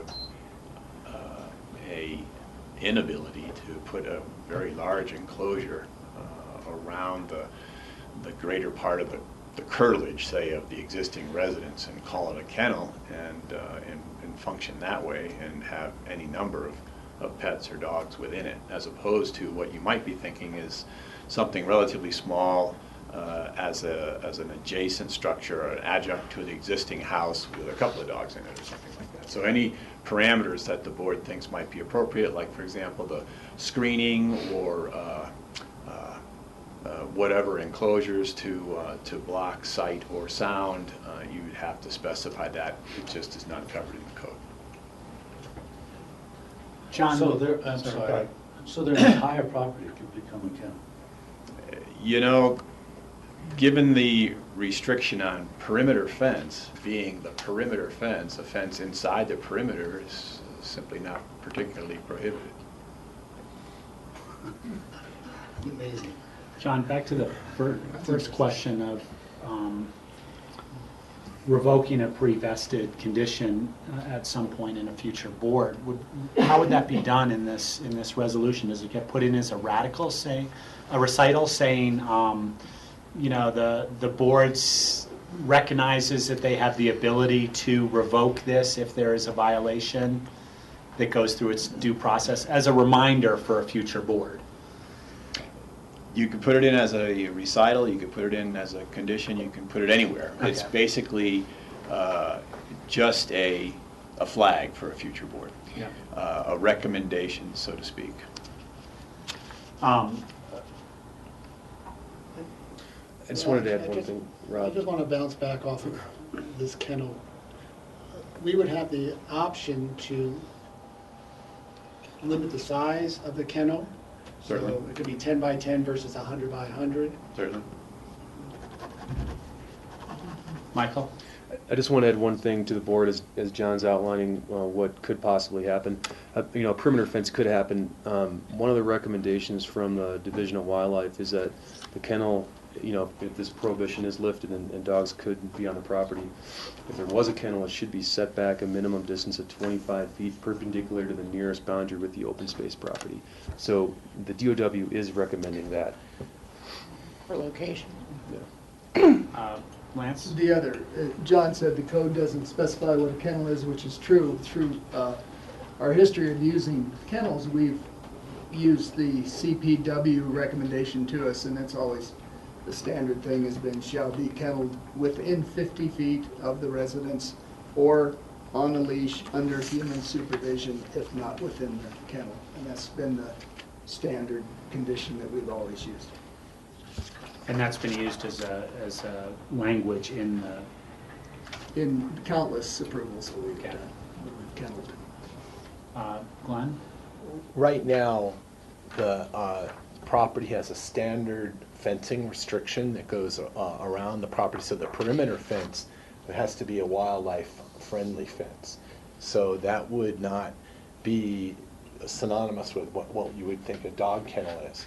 So our proposal is that the dog kennel would fit the definition that Lance just described. That would be within 50 feet of the house. We don't want to make it too small so that, you know, you have a dog owner that thinks, well, this isn't a big enough space, you know, for my dog. They have the connotation that it's a kennel like you would have like at the dog shelter. So, you know, something that's no more than 50 feet from the house, so there's ample room for the dogs to run around, but not so big that they're, you know, running around the whole property. And we do have that fence restriction for the perimeter fence that has to be wildlife friendly. I'll just weigh in a little bit. North Star Preserve is my backyard. I live just to the north of there, and I walk it at least once a week, if not more. And I used to have a roommate that had a dog, and I used to walk my dog up and down that dog up and down there all the time. So there is a large presence of dogs along that road. So I don't see the disadvantage of having some sort of kennel restriction and lift the dog restriction on this property. I think we need to define exactly what that kennel is, and you know, I think the problem we have in this county is that people do violate things, and we have to have strict rules when we violate them, and we don't have large enforcement people to make sure that people aren't violating things. So I'm not necessarily opposed to having some language that would remind future boards that this should not be violated. Rachel? Yeah, I'm really struggling with this. You know, to me, some of the background you've given, the '06 prohibition was just carried forward. To me, that was, when I look at PAC, it's like, great, check that off. It already says fire suppression. Don't have to worry about bringing that up. Just because it was carried forward didn't mean it was appreciated and supported by the boards making those future approvals and future amendments. So, you know, that doesn't carry any water with me. And, you know, unfortunately, this really is a little bit one of those cases where it sounds like it's better to beg forgiveness than to ask permission up front. And, you know, we dealt with a dog case earlier this month, or a month ago, that was very challenging as well. And it just seems, you know, at a certain point, we should lift all the dog restrictions, you know, and just hope everybody kennels. I mean, why are we making people come in one at a time? Because if there was ever a sensitive parcel where dog restrictions should remain in place, it's this one. You know, right next to the nature preserve, right next to City of Aspen's open space, ACES open space. And these parcels were purchased at considerable public expense for the purpose of preserving wildlife. And, you know, I appreciate that you're able to live there and to honor that wildlife, but you're not the future owner, you're the current owner. And the next owner and the next owner into perpetuity will be affecting this. I see just the very subtle, slow beginnings of succession where we're seeing the previously residential property start to become more of a component of a wildlife preserve.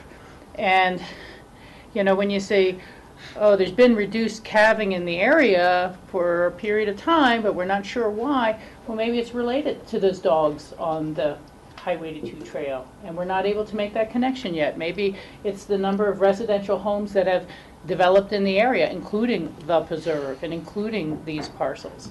And, you know, I knew Bob Lewis well. He's a friend of mine, and I just imagine him rolling over in his grave, frankly, you know, to see this, you know, what was going to be a great wildlife and nature preserve and study area where we are constantly making human accommodation.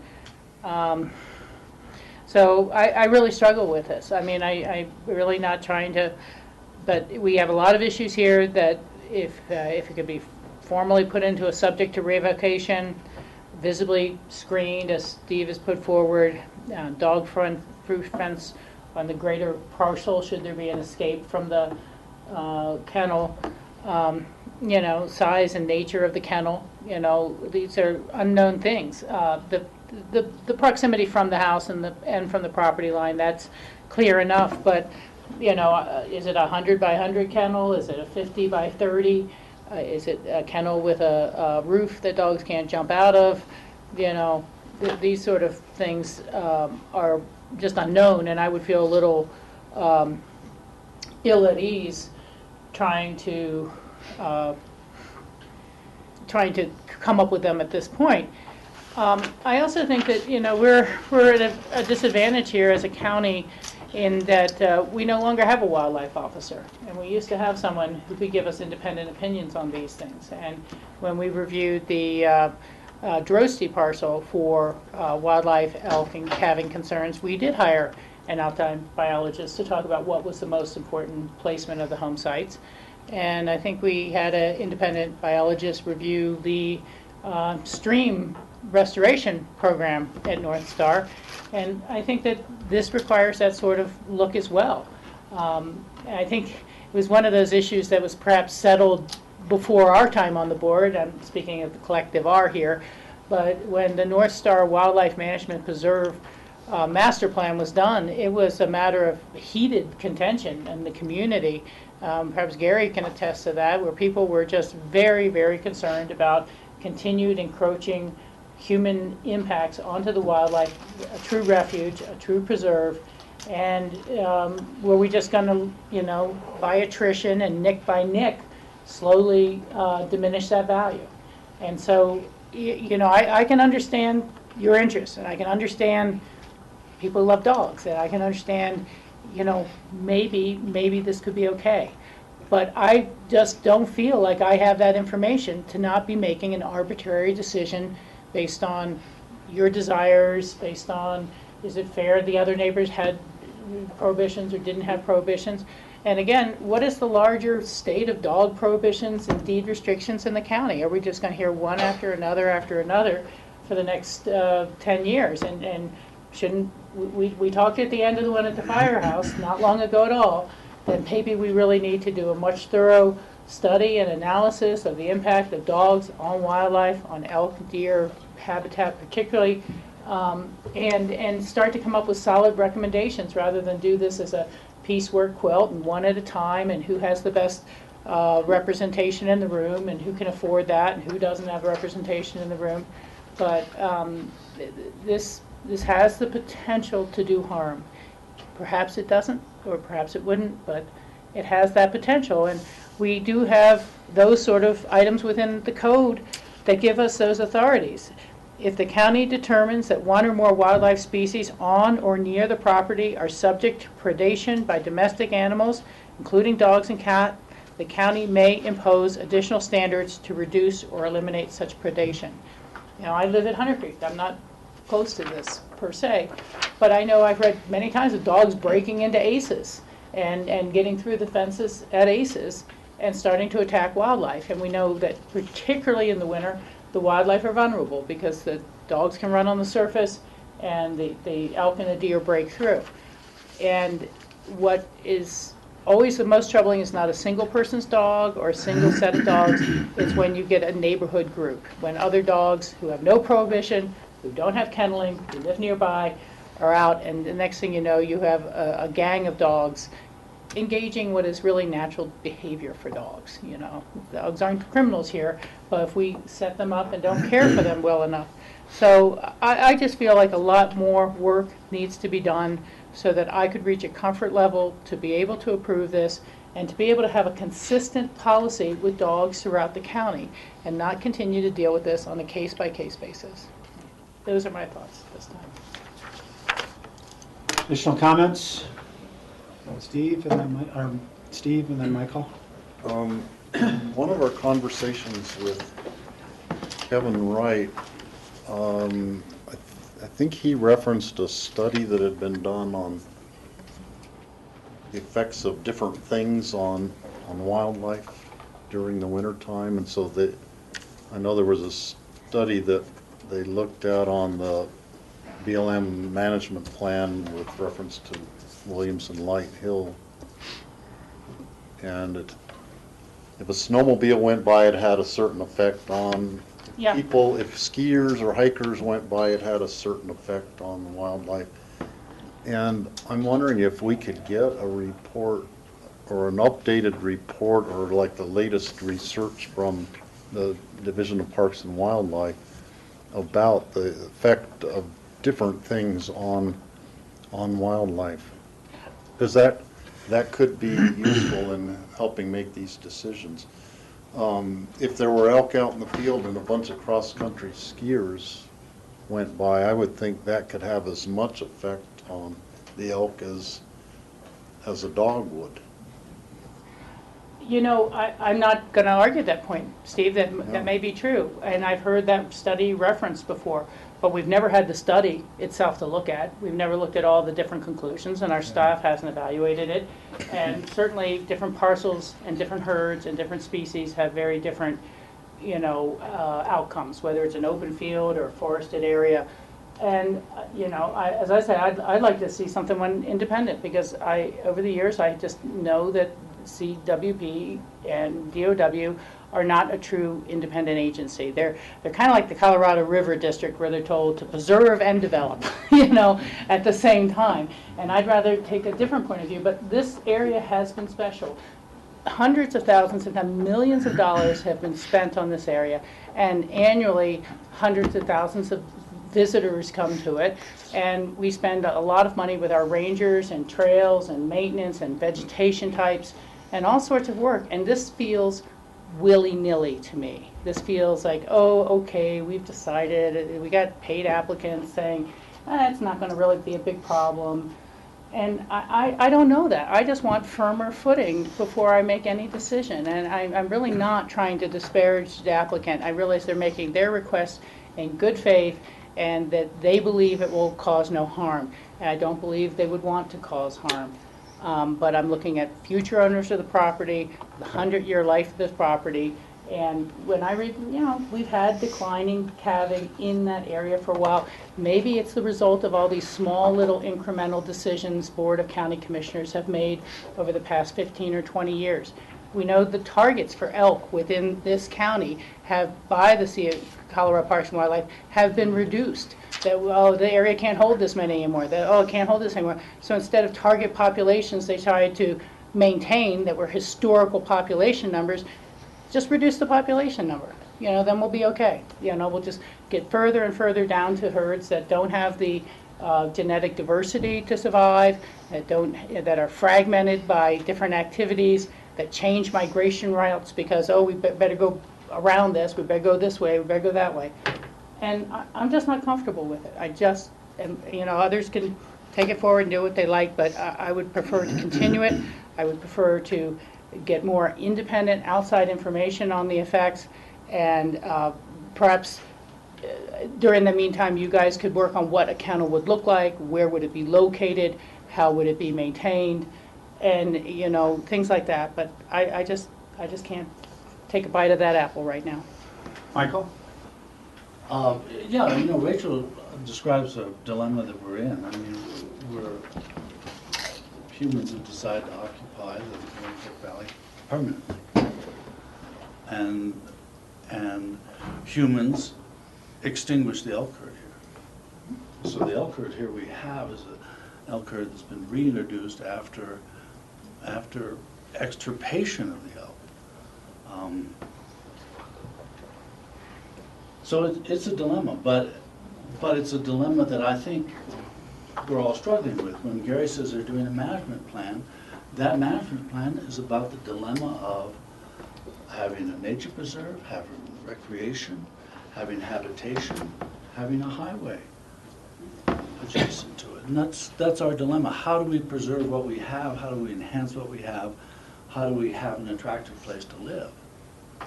And people want a nice place to live. And how do we contain that so it shares the environment with our brothers and sisters, our brother bear and our sister elk? And how do we do that? And I think the solution is we're not going to get rid of dogs, and I don't think the management plan is going to suggest that we have no cars going up Highway 82 to the pass. I don't think the management plan is going to say we're going to ban dogs on the trail. And I don't think the management plan is going to suggest that we buy the properties along North Star Preserve. So here we are. We have properties there. We have people who enjoy the environment there. We have people who traverse the area with dogs. That's going to stay the way it is. So I think what we're trying to do is, what's the best responsible solution? And the best responsible solution to me is kenneling, severe prohibitions, and a revocation of essentially a privilege of having dogs near a wildlife reserve. That revocation should make people responsible.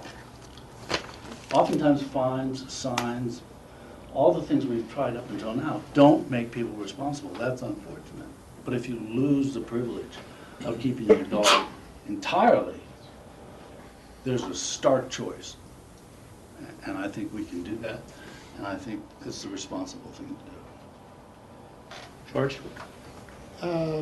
John Ely, I thought I heard you say something earlier in response to Michael's suggestion in terms of, do we have the ability to do a severe replication, or do we have to go through a whole code amendment process? You have the ability to do it, but you cannot do it without following the process that's already contained in the code unless we amend the code. And that process is a notice to the property owner, whoever that owner is at the time of the violation being observed, and then affording that property owner the ability to respond to that notice and to appear in front of the BOCC at a hearing if the BOCC elects to exercise an option to revoke an earlier vested approval for some violation. So the point I was making is you can't have the privilege, so to speak, revoked upon observation. You have to go through a hearing. Yeah, and so the problem for me with that is, as boards change,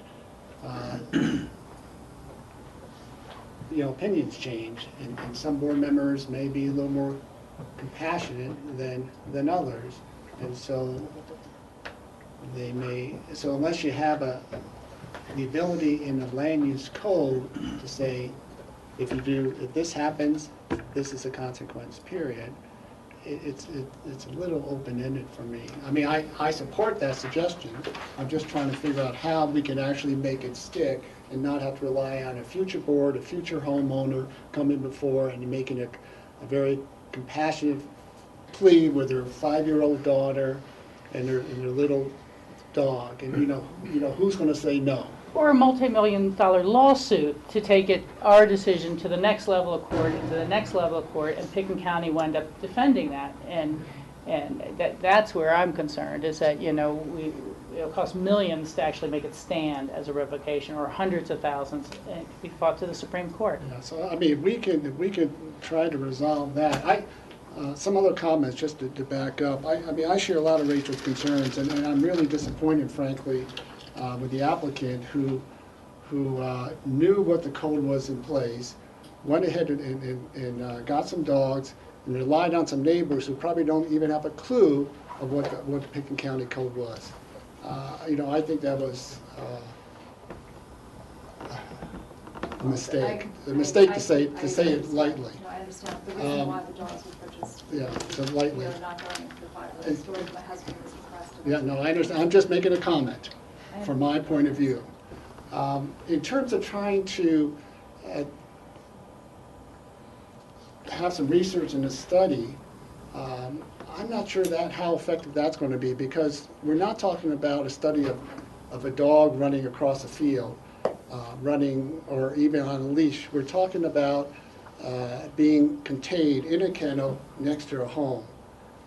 And I'm not sure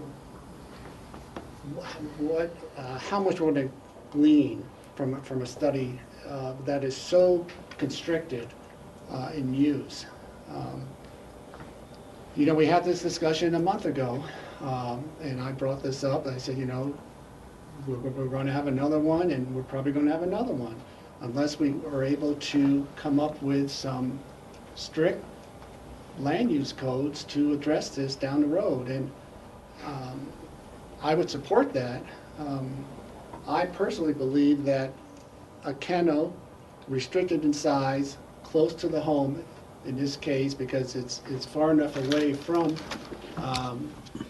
wildlife, could be effective. But I think we have to really drill down in terms of what that kennel looks like, located, size, and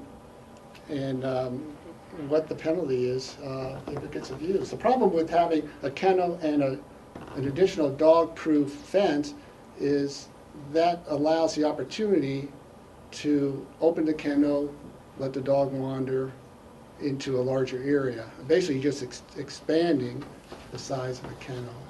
So for me, that doesn't really make a lot of sense. So those are sort of my thoughts.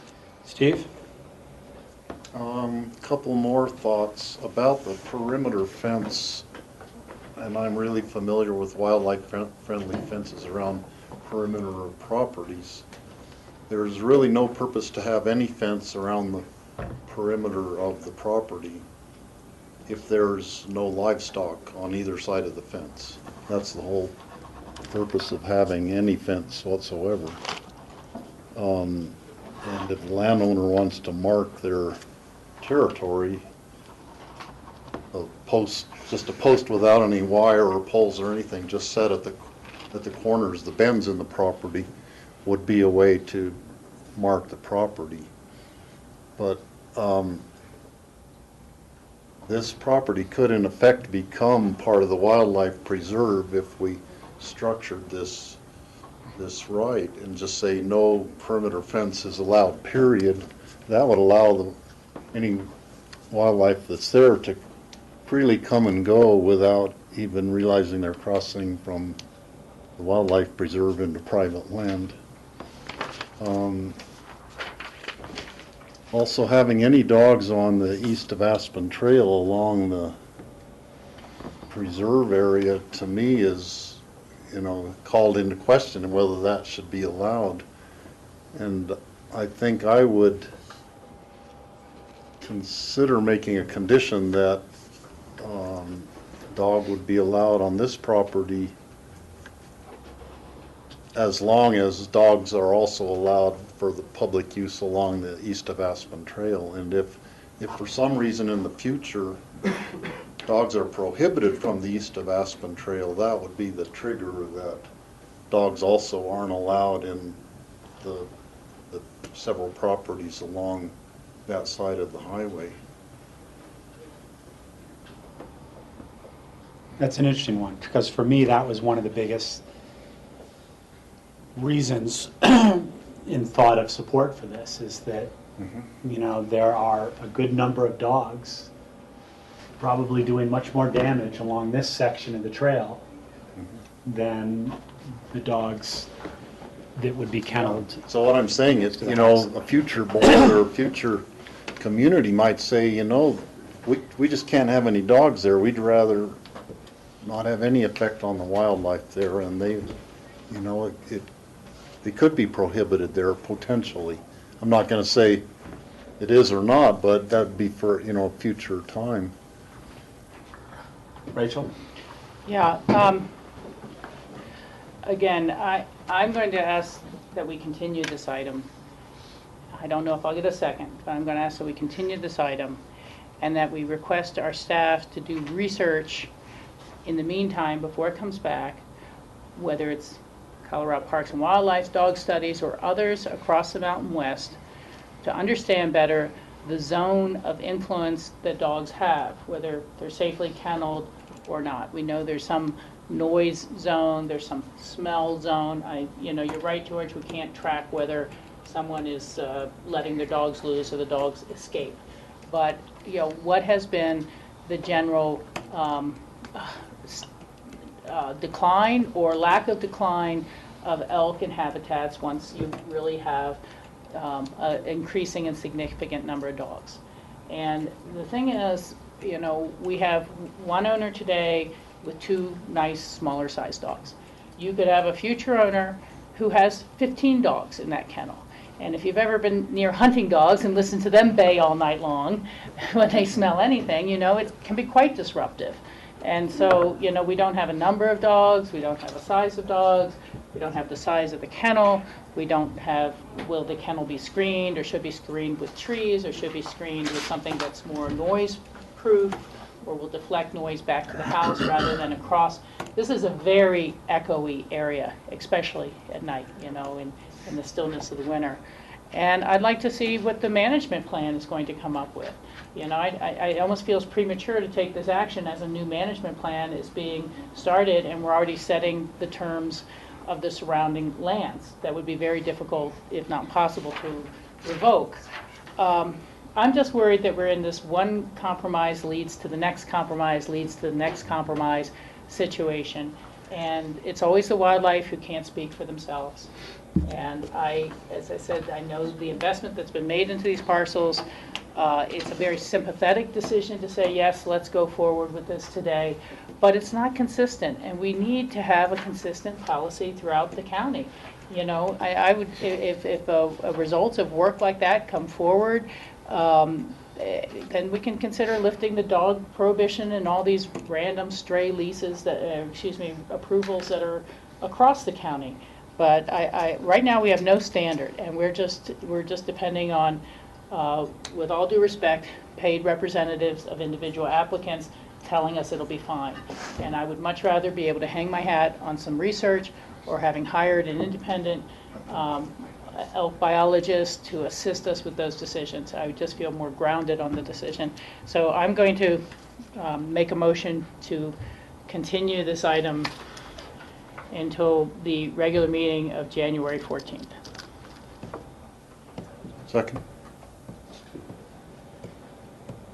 Discussion, George? Yeah, I guess my question or concern is, you've got someone in violation now. So how are we addressing the current violation? We're not really addressing it. So we don't have a kennel. We don't have any requirements. The other question is that a reasonable amount of time to be able to get this information, to have a study, to do some research in the next month, knowing that you have the holidays? So I think it puts not only the applicant in limbo, but more so how we're going to address a violation. Well, in the past, we have stayed actions on violations when we knew the party was trying to make corrective action or we were working it out, and that's whether it was mobile homes in Phillips Trailer Park or other areas. So I think that we could work to create a stay on that, action on the violation, knowing that work is ongoing. And if the date of the 16th is too soon, we could make it further. But, that kind of becomes anyone makes a violation on their land use policy, we'll go ahead and grant them an approval of the violation so that they won't be in violation anymore, because working out the differences would leave them in violation for too long. I can't follow that logic, George. I mean, that would mean that we'd approve everything when somebody comes in and says it's a violation. No, we either approve it or we don't approve it. Yeah. Basically, you have a violation that they've come before us, so we either want to approve it with regulations or we're not going to approve it. But to wait for months and months to try to gather information and then make another decision, that doesn't make sense to me. Well, they are exercising an electric fence now, and they don't have huskies, so, I'm not so sure that I'm worried about that. It's not as if when the notice of violation occurred, we made them remove their dogs to the animal shelter or something. I don't think we'd need to go that far to continue to improve this resolution, to be more specificity and to offer some consistency in our policies going forward. Michael? Yeah, I sympathize with Rachel in your desire to have an absolute answer, but I don't think, even if we had a 2-year study, we wouldn't get an absolute answer. I just don't think it's possible. I think we might get some answers, but also the answers would be particular to the location and the ecology and the difference of ecology. And I just don't think that we can settle this by having an absolute wildlife dog kennel study done. And if we did, that study would take a long, long time, because it would have to encompass at least 4 seasons. And I'm not quite sure how it could be done. I think we could have research done to see if there are studies of that. But I think that's aside from what we're doing here. I agree with George. It's about notice of violation and trying to solve that violation. And I think, as I've said before, that a kennel and leashing is responsible dog ownership. Because I think in the long term, we're not going to get rid of dogs. And we've never gotten rid of dogs. And dogs have been a persistent problem since I've been here. I mean, and also one that raises such emotions that go beyond anything we experience in terms of land use. I mean, if a dog's involved, get ready for a long meeting. It's 2:30. And it's just the way it is. So I really don't believe that we're going to solve the problem overall about how do we deal with dogs and wildlife and who has the greater effect. I would suggest that the city of Aspen has a greater effect on wildlife than dogs did. Now, what are we going to do about that? Are we going to eliminate the city of Aspen? Don't you think the elk would be happier if they could come down out of Hunter Creek and not have to travel through the city of Aspen and back up Aspen Mountain? I mean, obviously it would be better for them, but it's not going to be the case. So how do we responsibly do that? And we do it responsibly by constraining that dog and training the owners. And I think in terms of, I don't think we'll ban dogs along Highway 82, but I think you could make fines much more severe there. But if a dog is off leash, the first fine is $1,000 instead of the third fine. We could do that. We could do that. So we're the ones who get to decide how to make people responsible. And in this case, the owner maybe hasn't been as responsible as we would like, but with a kennel and a fear of revocation, I think we can have a responsible owner. And I think we should go forward and not table this. So I would suggest that you've got a request Motion to is table, second. you've got a second, so I would call the vote on that and see where we go. Yeah, and we're in discussion, and I'll just lay in, I kind of feel the same. I mean, I'm not sure how long a study's going to take and what a study's going to tell us, but again, in stuff like if the county determines one or more wildlife species on or near, you know, everything leads for open discussion as to what, you know, well, on is very clear, but, you know, near, what is near? Is near here to here? Is near here to here? Is near here to here? Anyway, any further discussion? We've got a motion to continue and a second. Steve?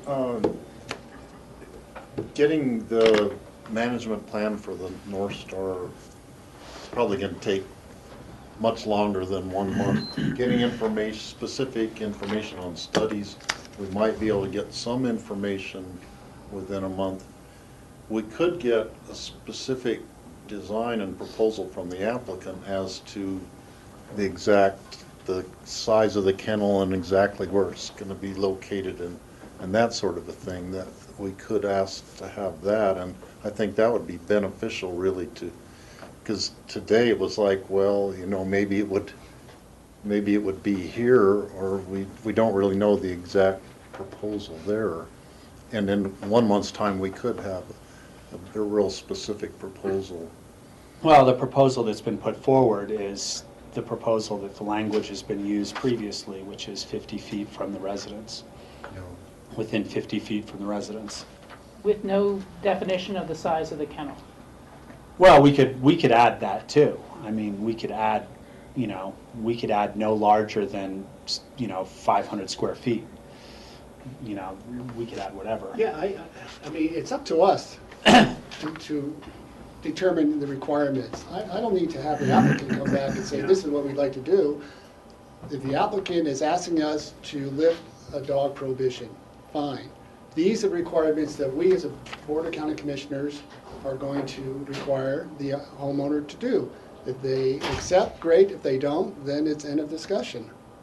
But the ball's in our court. And I kind of like the addition of if dogs are prohibited from the east of Aspen Trail, that dogs can be prohibited here. Again, that's kind of my thought in terms of a litmus test for dogs in the neighborhood. So we have a motion and a second for continuous. Any other discussion on that? I would just say it is up to us to determine those things, George, but we're just going to be shooting in the dark. I don't know if 500 square is sufficient for a dog to really get the exercise it needs. I don't know if 1,000 square feet is sufficient. or if, we're going to have a violation on the size of the kennel, or, it doesn't get used because it's not practical. I just think we could get more details, and it is our responsibility. I think it is our responsibility to do as much as we can along these lines and not just be shooting in the dark. And yeah, we can take all the arguments to the absurd. No, the city of Aspen isn't going away, and so Elk will triumph. But I just don't want to be continuing to incrementally add to the decline. And I think that there are ways in which we could work smarter to make sure we're not doing that. That's all I'm requesting. Further discussion on this motion to continue? I'll call the question. All those in favor say aye. Aye. Oppose? Nay. Nay. Okay. Motion fails. So what I would suggest is that we determine location, size of the kennel, and then if we were to do a code amendment down the road, we can make that retroactive to Whatever right they're extended under an approval vests with the exercise of that right, just like a house, for example, in square footage or location on a property. You don't necessarily have to keep changing things to conform to changes in code or changes in regulations. So once there's an approval and that approval is vested through reliance on that approval, you just pretty much that's it. George, in answer to your question, I mean, I'm going to rattle off some extreme language that could be altered, but a recital to some extent that says the current board had struggled with this decision and highly recommends that if any violations to this occur, that the board revoke the allowance of dogs in kennels. The future board, and it's just a recital. So, and it's just a note to a future board of how we felt about it. Obviously, we can't make up the minds of a future board, but we can put in a recital what we want of, factual to our opinion of things. And it basically just gives a message to a board if there is a process where the applicant is seen in violation, wants to appeal it to this board. That board is going to see this resolution, hopefully, and they're going to read that recital, and that recital is going to give them whatever information we want. And I don't know how extreme that language sounds, but it's certainly a step. Okay, the size of kennel, 10 by 10, that's 100 square feet. What's a 10 by 10? How big is this room? This room is probably 20 by 40. I think it's 25 by 15. So 25 feet long. So 10 by 10, I mean, on the outside, that seems to be more than adequate. Maybe it doesn't need to be that large. Oh, I would say. Michael, you have the dogs. What is the size? I would say 500 square feet. I've got dogs right next door to me in a kennel, 2 large dogs, and it's not 10 by 10. And we live right at the base of White Hill Wildlife Habitat. What size is the kennel, Aaron? Those? It's half the length of this room, because I feed the dogs now and again, and it probably comes out no more than 6 feet. I'm looking at this picture, and I said through my Google map that this house is about 160 feet long, so a third of that is 50 feet. If it's 50 feet from the house, if they were to fence what looks like this landscaping thing, that's 50 feet by 100 feet, which is 500. Just to throw out a suggestion, without knowing more from a representative from, say, Parks and Wildlife or an independent study and so forth, it would appear logical to infer that the area of wildlife disturbance is going to be fairly negligible between the structure and the highway. And you've got this turnabout there with a pond of some sort, and that looks like Probably well in excess of 500 square feet. If the kennel is put in there, any noise or sight is projected out and not backward to where wildlife might be tromping through the woods. Glenn, do you want to weigh in? Yeah, just in the hope of moving us along, we make the following proposal for what might work. That there be a kennel in the area as outlined by Rob, no larger than that, no more than 50 feet from the house. And we can map that, the area that you just outlined. Yes, on the back side. There'd be a limitation on the property of 2 dogs.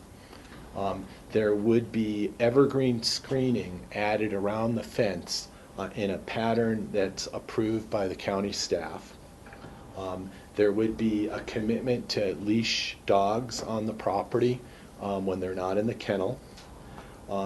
We would agree to keep the perimeter fencing, if there is any perimeter fencing, to be wildlife-friendly fencing, and they would not be as a second fence to keep dogs in. And we would also agree that if there was a violation, there would be a hearing, as John described, for consideration of revocation. And I also want to add one thought, when you're considering this, is that the recommendation from the Division of Wildlife be that the fencing be at least 25 feet from the perimeter of the property, and we're well within what's being recommended by the Division of Wildlife, Parks and Wildlife.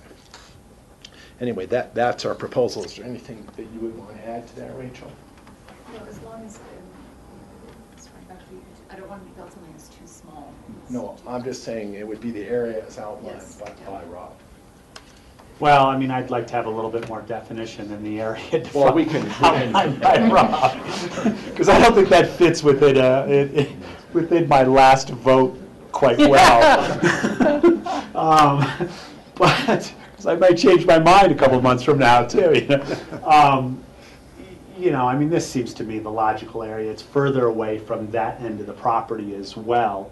And with this, you've got a carport, and you're going to have to be transporting the dog back and forth on the front side. So you're going to leash the dog to bring him over there, and, as opposed to open a back door that is a secure area. And I don't know how to define that area, but again, my math is about 50 feet by 100 feet, which 50 feet by 100 feet is a fairly large kenneled area. It's a 5,000 square foot kenneled area. But I live at 740 square feet. I'm kenneled in it. I mean, that starts to sound as big as the house. And part of what I'm looking at is if you're going to kennel them, if you've got a piece of property and you're going to kennel them in 100 square feet, what's the difference if you're going to kennel them in 5,000 square feet as long as they don't get out? That's my opinion in terms of the benefit to the wildlife. You put the kennel here in 100 square feet, it's going to do just as much damage as having this whole area available to them. Lance suggested that we say that the map will be attached to the resolution, and essentially this map would go from here to here like that. And that would no be, more than 50 feet away yeah, from no more than 50 feet from the house. So it'd be an area like this, where you see is the ornamental vegetation of the backyard. And it would be no more than 50 feet. And we would put that on a map, attach it to the resolution, and we would still have the vegetative screening that has been suggested. So it's a shall not exceed. Yes. And Glenn, you didn't mention, but there has been discussion, and obviously it'll be at the discretion of the board. There were 2 other factors that were kind of talked about being added to this. One is a recital asking that, reflecting our opinion that if a violation should occur, that a future board should revoke this. It would obviously go through the channels that John would say, and it would be a recital. And then the other is the discussion of if there ever is a dog prohibition on the east of Aspen Trail, that this would be revoked. George? I go back to the very beginning when the definition of a kennel. And to me, a 50 by 100 foot is not a kennel. That's a backyard that's enclosed, similar to having an electric fence. And for me, a kennel is not an opportunity to really have a place for dogs to have the ability to exercise. It's a place to contain them, and they want to exercise, they put them on a leash, they will go out on a trail. But we're not having a whole backyard as a place for dogs to exercise and allow them to run around, perhaps even make more noise as they get excited and bark.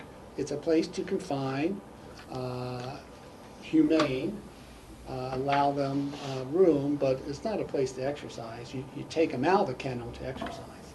So I cannot support this large size of kennel. Steve?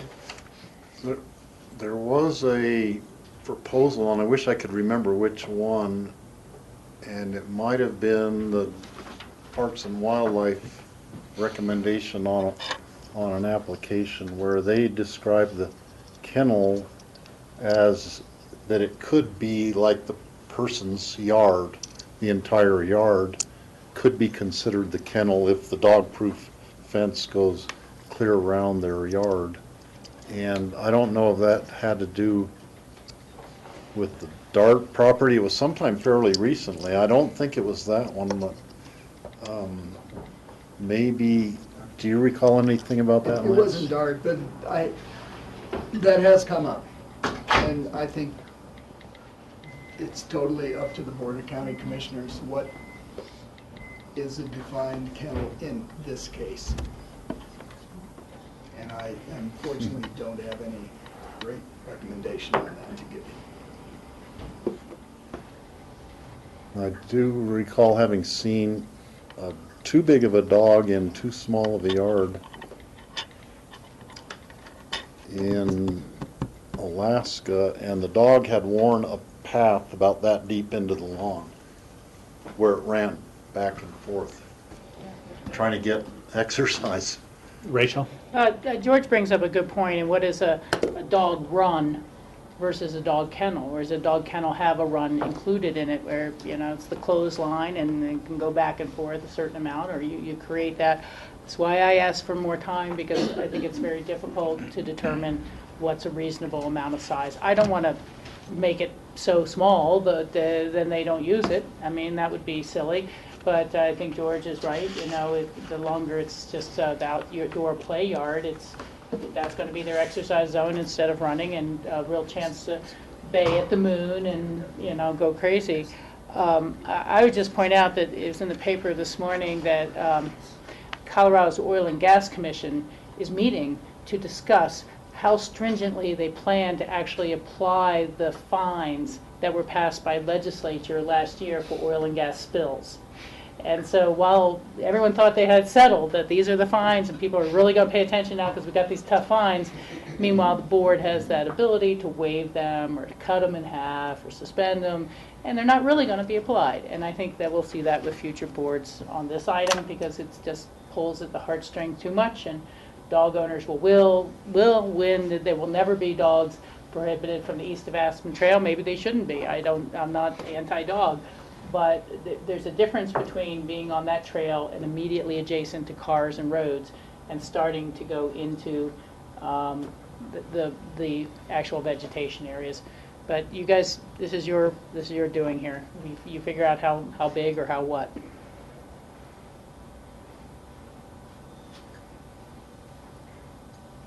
Well, George, if you object to the size, what size would you suggest? Well, I threw out 10 by 10, that's 100 square feet. We're talking no more than 2 dogs, or small dogs. Yeah, my only thought process is, you know, what is doing the damage to wildlife, and what is, you know, you don't want the dog running free, but you can, I don't know what 100 square feet, if I had a dog, I'd want a space for the dog to be outside a little bit, and I'd want it to be contained and have the same protections as that 100 square feet. And I think a larger kennel provides the same protection as 100 square feet to the environment. Yeah, I mean, I feel the same way. My neighbor has essentially her entire grass area fenced off, in effect a kennel. And that allows the dogs to exercise and it allows people to go out there and interact with the dogs. It's not simply a small cell where you have the dogs and there's not much pleasant interaction. So I lean more towards containing the dog in a specific area so it can't interact freely with the environment. And the size of that lawn seems reasonable.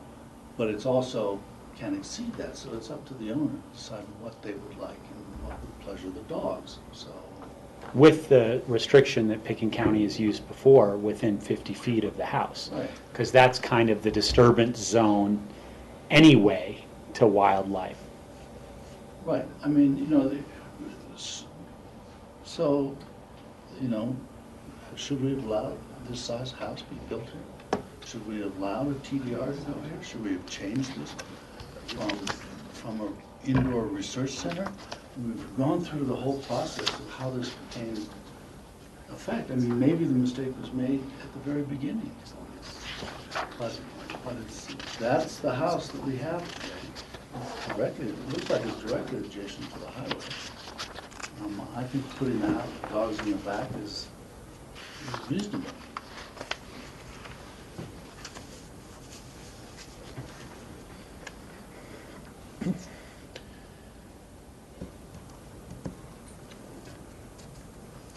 Steve? How do we state this resolution since it's written in denial state? Would we just amend this to put in the wording we want? Well, you can do that, or you can deduce an entirely new resolution that from the board's vote, staff will prepare, and then it'll be executed, be signed, and recorded. I mean, there's so many changes in conditions and things that it seems to me it would be easier to write a new one and make That's sure. what we do. Make Typically, sure the that's what wording we do. is correct. Yes. With the language of stuff that we've talked about here. Correct.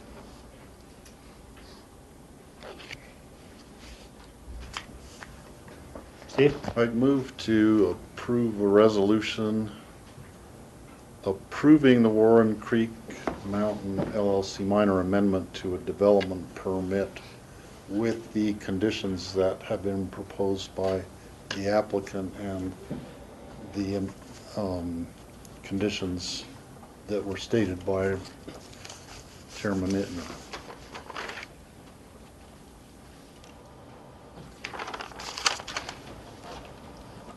Does staff need clarification?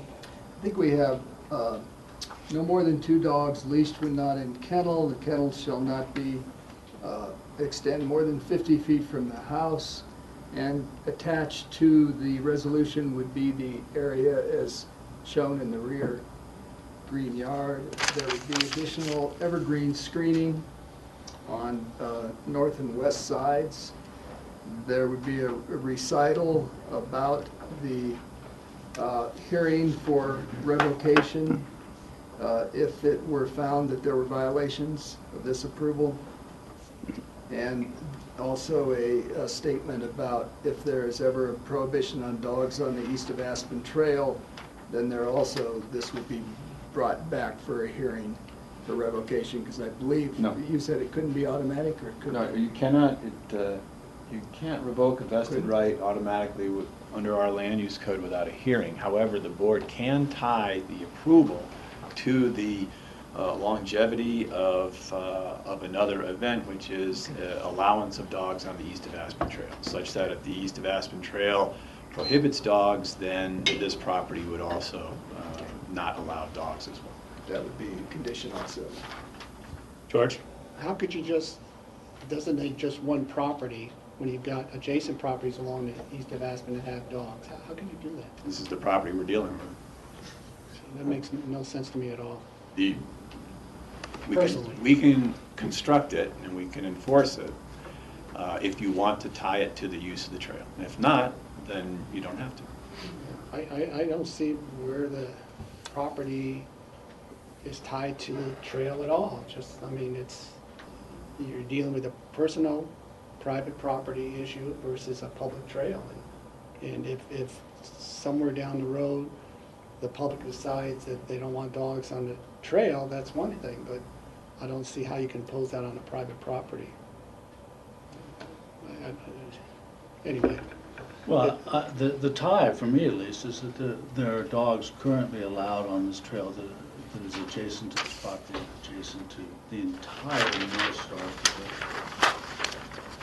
And so that, for me, sets somewhat of a precedent for allowing the presence of dogs, because it's already there. Right. Now, if in the future, and based on maybe studies that Rachel would like, it's found that dogs have such a negative effect on wildlife that we in the city of Aston decide that there are no dogs there, then it would make sense to also, since this approval is tied to the existence of dogs already, that we revoke this too. That was the thought. It's an added protection, and it's a covenant, or not really a covenant, but it's a thing that we can put in because, as John said, we are dealing with this application. And it deals with Rachel's concerns of what are the effects of dogs in the It doesn't future. deal with my concerns, so. Well, it deals partially with your concerns because you said you don't know what the effects of dogs are, and they might be, and the future might reveal that dogs are simply, we can't have dogs and a thriving natural environment. So far, we haven't made that decision, but it might be made in the future. So we could revoke this. These other properties are going to come up for approval at some time in the future too, and we can deal with it then. Can I ask a clarification on the motion? Or There hasn't been a second yet for There hasn't been a discussion. second. And maybe Glenn could respond to this. So what I understand from your suggestions, Glenn, is that the kennel will be no further than 50 feet from the home, but would encompass pretty much what we see is that the entire lawn area. And An about area how- not larger than that. So it will be somewhere But you haven't designated a size, and so up to what size could that be then? 5,000 square feet? It has, 10,000 the square site feet? that has not been designated. It's not going to be further than 50 feet from the house, and it'll be somewhere within that area, that in the backyard. Right, and so what I'm suggesting to the board is that, given Glenn's comments, that we define an actual size versus not. Or at least an activity area, like an activity envelope that it would be within. Yeah, but which. Well, along I those thought lines. Rob had done that, so that's where I'm confused. Well, Rob just. Well, I did this. No, it's defined from my perspective. No, It's I'm the- it's the basically green saying bluegrass from this area. eave, yeah, Right. it's a stretch here. Right. But, do you say from this eaves to that eaves, or, Well, it's a shall not exceed, so it's up to the applicant. The applicant themselves might decide that the design is different from the entire perimeter that we've outlined and make something smaller. I'm loath to say it has to be a certain size. I don't know. A 10 by 10, if I was put into a 10 by 10 cell for confinement purposes, that's pretty damn small. You get let out though. Then you can live in the 8,500 square foot house. You have the whole house to Point of run. order, everybody. We've got a partial motion that's being clarified, put out there by Steve, a first on that. So we're just kind of, and it's really Steve's clarification at this point, since he's the motion maker, to address what he wants to put in before we have a second. I was asking for clarification because we don't have exact language in front of us. So the motion that we have right now includes the language that Lance said, and maybe Lance, you can repeat that for Steve, just for clarification for everyone, and then hopefully he can amend it any way he wants, and then we can get a second on this. Yeah, dogs, maximum of 2 dogs on the property, which would be kenneled and leashed under human supervision when not in the kennel. The kennel would be in the rear of the house. The kennel would not extend more than 50 feet from the house, and I believe Glenn said no more than 500 square feet? I didn't No, say he it. didn't No, say no. it. Okay, all right, there's no square footage on it. And then the kennel would be within that fairly obvious to me bluegrass area in the rear of the house, and that would be attached to the resolution that the kennel would have to be in that area. There would be evergreen screening on the north, additional evergreen screening on the north and west property boundary. That if it were found that there were any violations, there would be a hearing for revocation. And if there ever is a prohibition on dogs on the east of Aspen Trail, then the allowance of dogs is automatically revoked on this property. The way John worded that was different on the, He will give us the exact. get the language. Does that sound appropriate for your first? And I think the screening was going to be not, Evergreen screening was what was. but the way you said it, Glenn, it was going to be screening outside the dog kennel area, not on the perimeter of the property. It's on the perimeter of the kennel. Is that correct, Glenn? That's what I had. Yeah. Fine.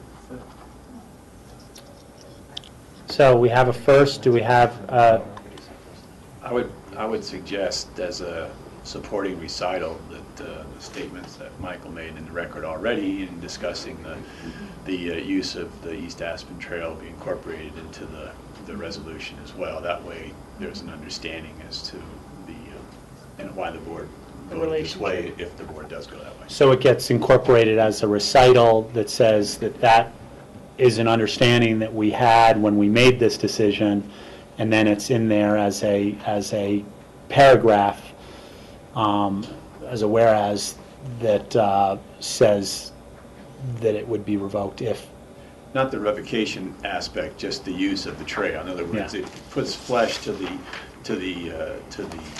statement of allowing dogs as long as they're allowed on the trail, simply by making that explanation and connecting all the dots, so to speak. And so somebody 10 years from now in review then understands why we got where we got. Steve, let me just get a nod ahead from Steve on that, just because he's the first. And just to clarify, it would need to be in the recitals as an explanation, but then it would need to be in the body of the actual approval to have weight. Correct. Okay, I just want to make sure we're saying both Correct. things. Although the other thing would just be a recital saying that this would. Correct. Right. This is why, but the other one gives you the actual power to make that change. Okay, we have a first on the table. Let's get a discussion. Let's see if we get a second here. I'll second. We've got a second. Glenn, did you want to make a comment? Yeah, just one point of clarification. We would prefer that the landscaping to be on the perimeter of where the landscaped area is on the property rather than along the kennel itself, because we think it'd be more effective to add the landscaping where the existing landscaping is now, so you can supplement what's there rather than putting it right along the kennel. I think the language that you put out and Mike nodded his head to was that it would be at the approval of county staff. Yeah, that's So right, I but- think county staff knows what we're trying to accomplish, and I think this was landscaping plan that a staff approval will. Does that sound like what we're talking about Yeah, for it language? was, that wording was in there that it was. Yeah. That it would be approved by staff. Screening, Yeah, you're going to sit down with staff and you're going to argument the screening and you're going to come up to a consensus. Does that sound good as a second? Well, let me ask, let's state the purpose of, what's the purpose of the additional landscaping? is to create a landscape buffer between where the kennel is and where the animals are outside of the property. Noise and visual and so that a dog doesn't see an elk or a bird and yell and. Okay. And also it was evergreen which would be more of a screening in the wintertime than the deciduous trees that are there now that lose their leaves. Okay, I just wanted to make Yeah. clear why we were landscaping. And so that's fine for the first and the second. Further discussion, George? Glenn, or maybe even Rachel, you must have some idea where you would like this kennel. I'm sure you've come in with something in your mind in size and location. Can you expound on that, please? We researched exactly what has been discussed, these last plans here, and that was what we were planning to do, hoping that it would be approved. And also putting landscaping at evergreen trees, which we've already started to add. So again, looking at this picture, I'm still having a hard time. I know within 50 feet of the home, but from what point to what point? Are you able to, Glenn, to pick? Here's the red dot. I would say, you know. Well, not what you would say. I'm just curious what the applicant is suggesting. Here. I don't think this is within 50 feet here, so No, I it's think going to it's have to already be really a line close. that's there. Yes. You know, because you're going to have to be within 50 feet of the house, so. And then what you're suggesting is 50 feet within the house, but running pretty much the length of the house. I'm just trying to clarify this. Yes. The length of the house. Well, And But within that landscaped area. within that landscaped Within that area landscaped is area. not The the full other length of the house. side. Landscape is from here to here, and what I see. Yeah, and the house goes a Yes. little bit on either end. Yes, This not area not here, the but full no length more of The than- house goes all the way to here. Right, so just, so do you have sort of an approximate length of that? I don't have it with me. I mean, the size of a football field? I don't know your property. This looks to be about 100 feet. yeah.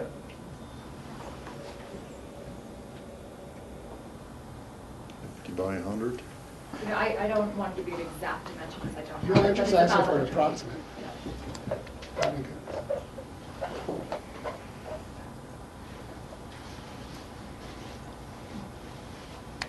Additional discussion, Rachel? I am not going to support the motion, and it's because of things I suggested before, but we're not embarking on any sort of larger, we haven't requested our staff to do larger research on dog issues in the future. We're going to be in the exact same dilemma again and again and again without working to improve a policy.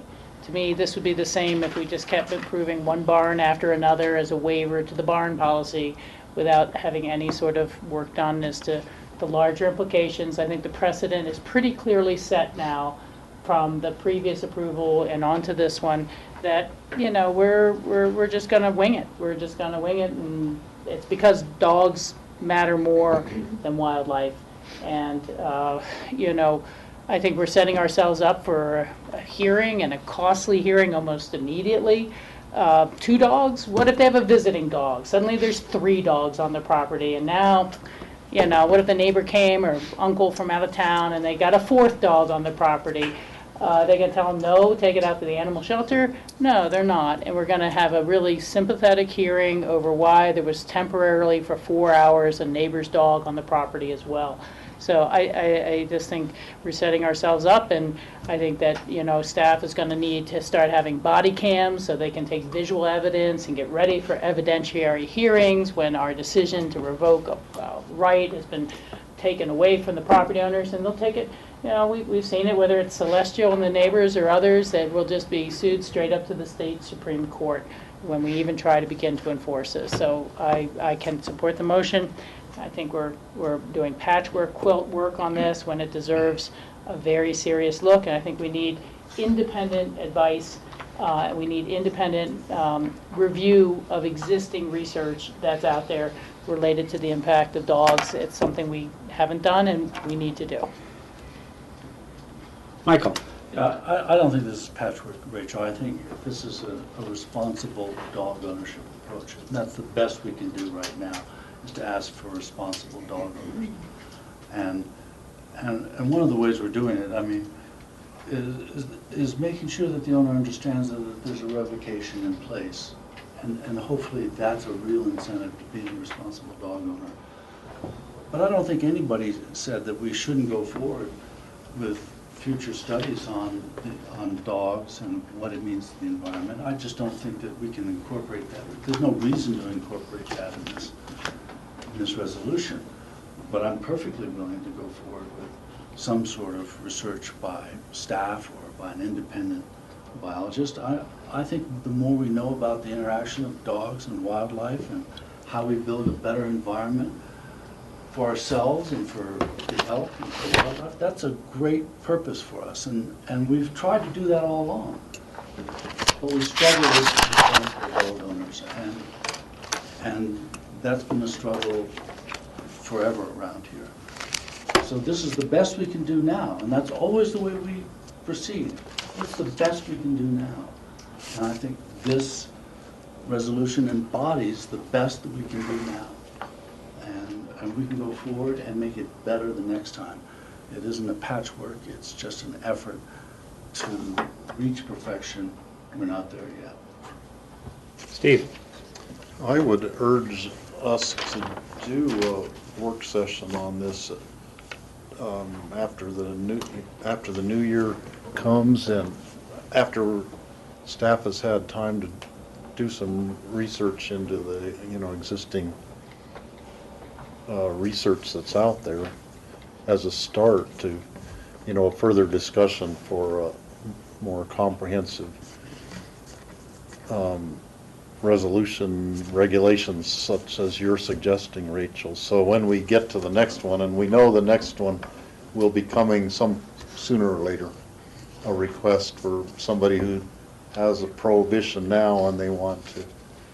Or before you get Just for the record, and since these comments have been directed at me, I requested something like this after the meeting at the fire department, and I've seen no movement or no, nothing. So I've already made this request before, and this is the next one in a row where we're doing the best without that sort of assistance. I think the next one will come down the same way, and the one after that. So, George. Yeah, I mean that's a whole different issue. That's not what's in front of us, so it's not. But I've struggled with this as well. From the onset, in terms of my first remarks, in terms of getting dogs when there was a code against it. But I also said that I felt that a kennel is an option, a viable option for this property, and with all of our land use decisions, we always strive for what we feel is best, not only for the applicant, but basically for the public. And there's the classic quote is, perfection is the enemy of good. And we never are going to get to perfection, certainly not with land use codes, regardless of what the issue is, because each application that comes before us is unique in its nature. And if we get another application requesting some sort of lifting of a prohibition, whether it be a dog or whatever, it's going to have its own unique circumstance.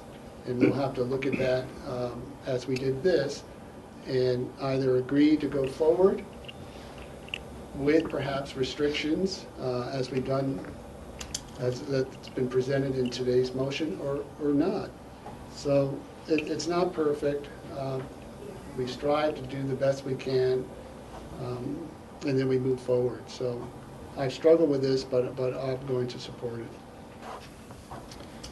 Further discussion? Rob, I would just say this may have been a resolution I could have supported if we had continued and we had done a little more work towards that perfection. Further discussion?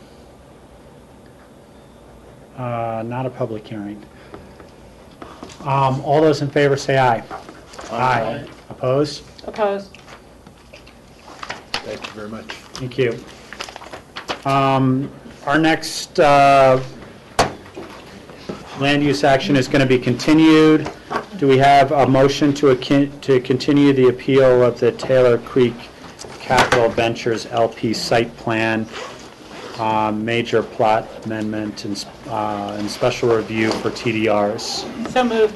Do we have a date on this?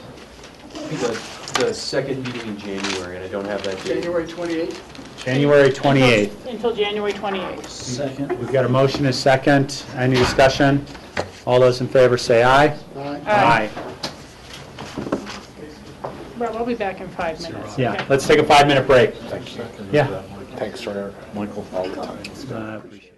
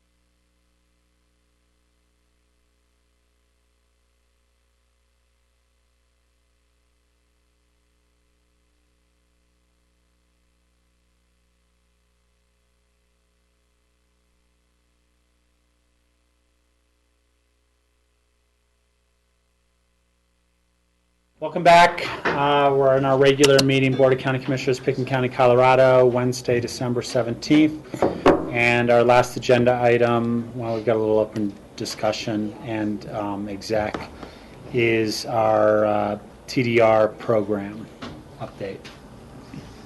Susanna Wolf's here to tell us about it. So mostly I just hand this over and we put it up on the web, and I'll answer questions, but I don't usually walk through kind of the numbers I've provided, but it does give you sort of an update of where we're at in terms of TDRs used up and TDRs that have been issued, and kind of walks through all that. It's a lot of numbers, I know. I did, as soon as I had this finished last week, a TDR rolled in the door. I was like, no, I can't update it all. So one more has been issued and one more has been extinguished since I finished this a week ago. So, things are happening on both sides of the TDR program, supply and demand. And again, if there's anything specific you want me to walk through, I'm happy to. But otherwise, this is just kind of gives you the summary of what's been happening over the last year. George? I'm just curious, just based on your last comment, since we're back into some, I don't know if you call it a boom, but certainly construction has increased quite a bit since the last several years.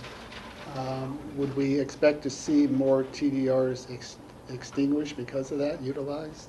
I mean, you can see if you look at that second page, the chart there where it shows, in 2010, 4 TDRs were extinguished, last year, and now this year we were at 24 each year. So, and what I found interesting with that was, I think it was 13 of those TDRs were extinguished on sites that do not require special review. We're starting to see that the incentive in the code for the, within the urban growth boundary and specific subdivisions like Starwood, Castle Creek Valley Ranch, where you don't have to get approval to use the TDR. You have the right to use it. You just go through site plan review.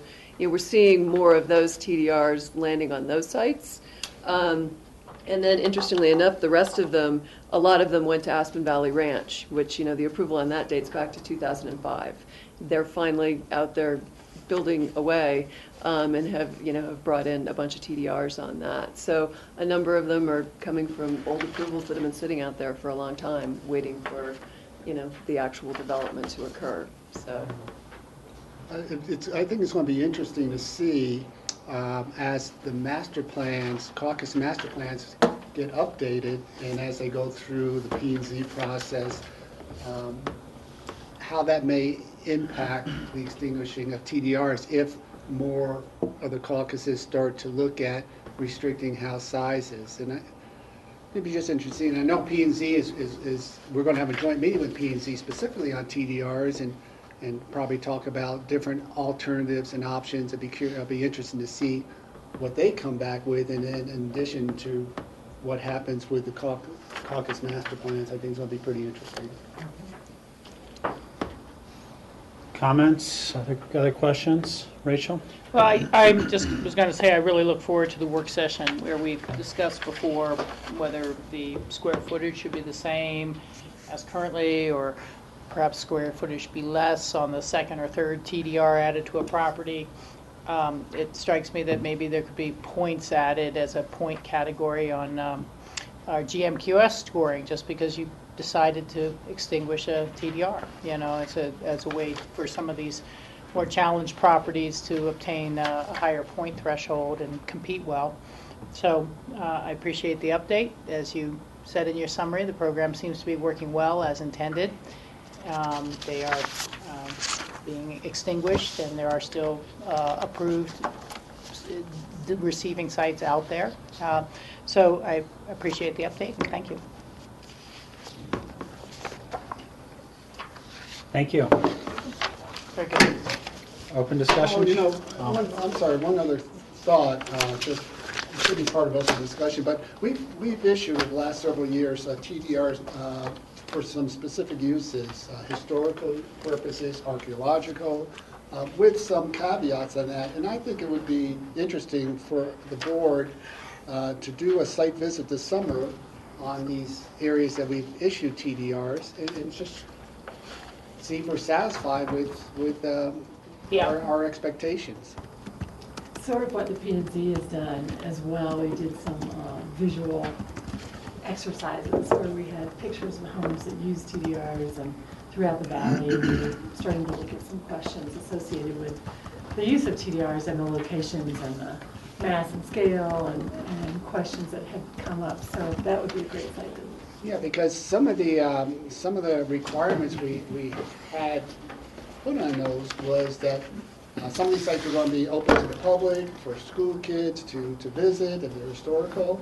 And I'm just curious if that's happening at all. If not, if there's a way that we can, if we need to communicate that to the schools and to the public that this is available and this is the process you need, because that was part of the agreement. So where they've been extinguished. Yes. Alan? Or, no, where they've been granted. Where they've been granted based on conditions where other they've given than protection of the TDRs. land. I think Lance knows. Yeah, like Well- historic house rehab, we gave them 2 TDRs. We took a look at the historic house, see if we thought it was worth 2 TDRs. Exactly, the archaeological site, let's see what it looks like now that hopefully they've done what they're supposed to do, and has anyone had the opportunity to visit it? And if not, why not? Right. Alan? Yeah, I was just going to say that Suzanne does a really great job on this report, and Cindy and I have heard, being out at the caucuses doing the master plan work, that a lot of them find this report to be really informative, and they are interested. So I suggest that we go ahead and distribute the annual report this year to the caucuses, so they know what's going on. That may generate some questions, or but yeah, they have told us that this is a really helpful thing. So we'll go ahead and distribute it. Steve?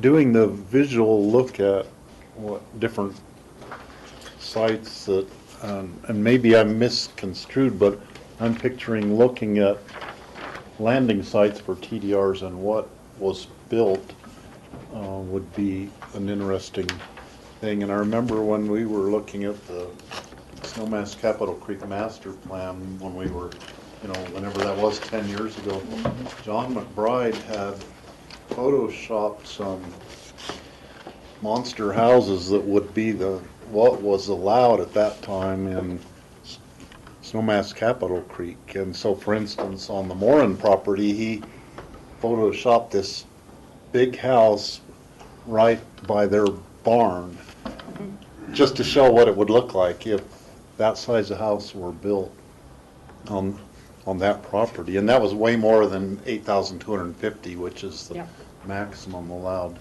there now. But having those kind of visual looks at, what different people have done with 1 or 2 TDRs or whatever on their property would be interesting.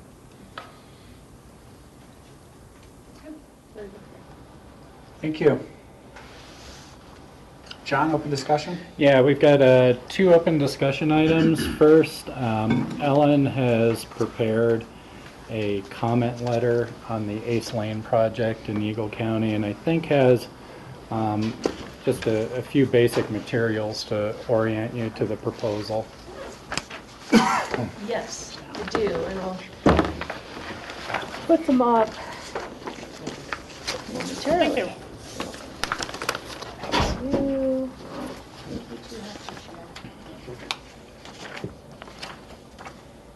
Let's see. So, yeah, Eagle County has sent the tree farm preliminary plan application to us for referral comments. Here it is this way. I don't know how well this reads. The tree farm, just to get you oriented as to where the project is, the tree farm is outlined in red, a dashed red line. I don't know if you can see it. I can. Yes, thanks. And it is immediately adjacent to Highway 82, directly across from Willits Town Center. And the El Jebel Mobile Home Park is just down valley of this property. Orchard Plaza is also almost directly across the highway. And Aspen is to the right, and Glenwood Springs is to the left. So staff has put together some draft comments, and you also, I also gave you a copy of the referral comments that BOCC Town Council, their Town Council, approved last week and has sent along to Eagle County just for reference.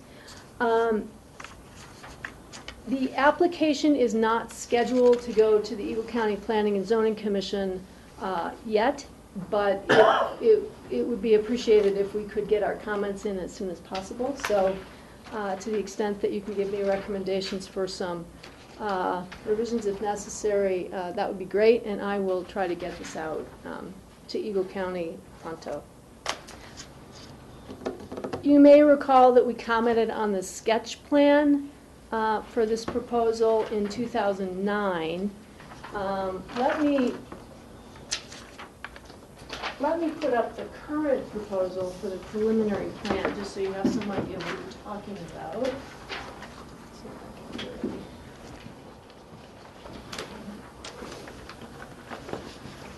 Okay, so, yeah, right now, the applicant is proposing, the property that you just saw is about 71 acres, 72, and they are proposing 400 dwelling units max, a maximum net square footage of 585,474 square feet. The residential component of that could be up to 450,000, almost 451,000 square feet. So this is a large project. The 500,000 square foot number is probably similar. I think it's similar to the Willits Town Center square footage across Highway 82. So this is fairly massive. So when we put together comments on the sketch plan in 2009, we coordinated with the town of BOCC because this project obviously has some potential for significant impact to the town. It's within their urban growth boundary, and it's also immediately adjacent to their municipal boundary at Willits Town Center across the street. I'm going to show you, run quickly through, show you the sketch plan for the, I'm sorry, now we're preliminary plan. And it's not going to be very easy to read. It's kind of hard to read at any scale, but so Highway 82 is at the bottom of the screen. The Ace Lane Ski Lake is the dog bone looking thing there in the middle of the plan, and the parcels that are immediately adjacent to the highway are proposed as the first phase, and they're proposed to be mixed-use, commercial, retail, mostly with some residential component. I believe the residential component is to the left, the area at the bottom there to the left of the screen. And the affordable housing component, to the extent that it exists, would also be adjacent to the highway in this area. And then across the ski lake, above the development there is proposed townhome development, and that's attached, that's multifamily residential, as is all of the residential proposed in this development. All of it is proposed as multifamily rather than single family detached. There's an agricultural piece at the furthest right portion of the plan there, and that could potentially be, dare I say greenhouse, I'm not sure, but in any case, it's slated for some sort of agricultural use, and the area, the dark green area just above the lake is a wetlands area that will be maintained as open space. And the applicant's proposing about, I don't know, I think it's 58% of open space on the property, what they're calling open space. You think they're, so you think they're including the lake as part of that open space, the acreage? They might be. Yeah. And they're also considering the lake to be an amenity. They'll have a clubhouse. I think they already have a clubhouse that will be available to residents of the park. And I wanted to show you quickly some of the sketches that they included to give an idea. Again, the scale of these is not great, but this is supposed to be, let's see, townhome area at the top and the view from the underpass under Highway 82 toward the lake. So you can see this is a community. It's being proposed as you know, a new community. And then here are two more drawings, again to give an idea of scale. Pretty big. The top drawing kind of gives you an idea of scale. Again, similar to Willett's Town Center across the highway. And then there were also some examples of mixed-use architecture that they're contemplating. Again, this is pretty urban scale. You know, this is, yeah. So, and this was for mixed use. Here's apartment architecture, an example of, you know, and these are just prototypes, but again, you know, these are so fairly urban scale, new community. And then this was some the other example they gave for townhome potential architecture. And this is what they're contemplating for the upper portion of the property, with the others that I showed you in closer proximity to the highway. So that's just to give you an idea of scale. So, and stop me if you have questions before, if you want to interrupt. So we put together comments, we worked with BOCC, and I'm just going to touch on the points we made. The first one, in the first paragraph, suggests that this proposal go back to sketch plan. It is significantly different from the original proposal in terms of number of units and overall square footage. I think the total residential count at sketch plan was 240 or so units. We're up to 400 in the proposal. And the overall square footage is maybe 100,000 square foot, an increase of about that much. And so the argument that we make is that the conditions that were placed at sketch plan, the impacts that were anticipated, were based on a different project that was significantly smaller, albeit large, but not as large. And so BOCC is also recommending that this go back to sketch plan for an amended sketch plan review rather than go forward as a preliminary plan. There's some concern, I think, that once you get to preliminary plan, there's a perception of some vesting towards approval that perhaps is not, they're not ready to get yet. So that's the first paragraph.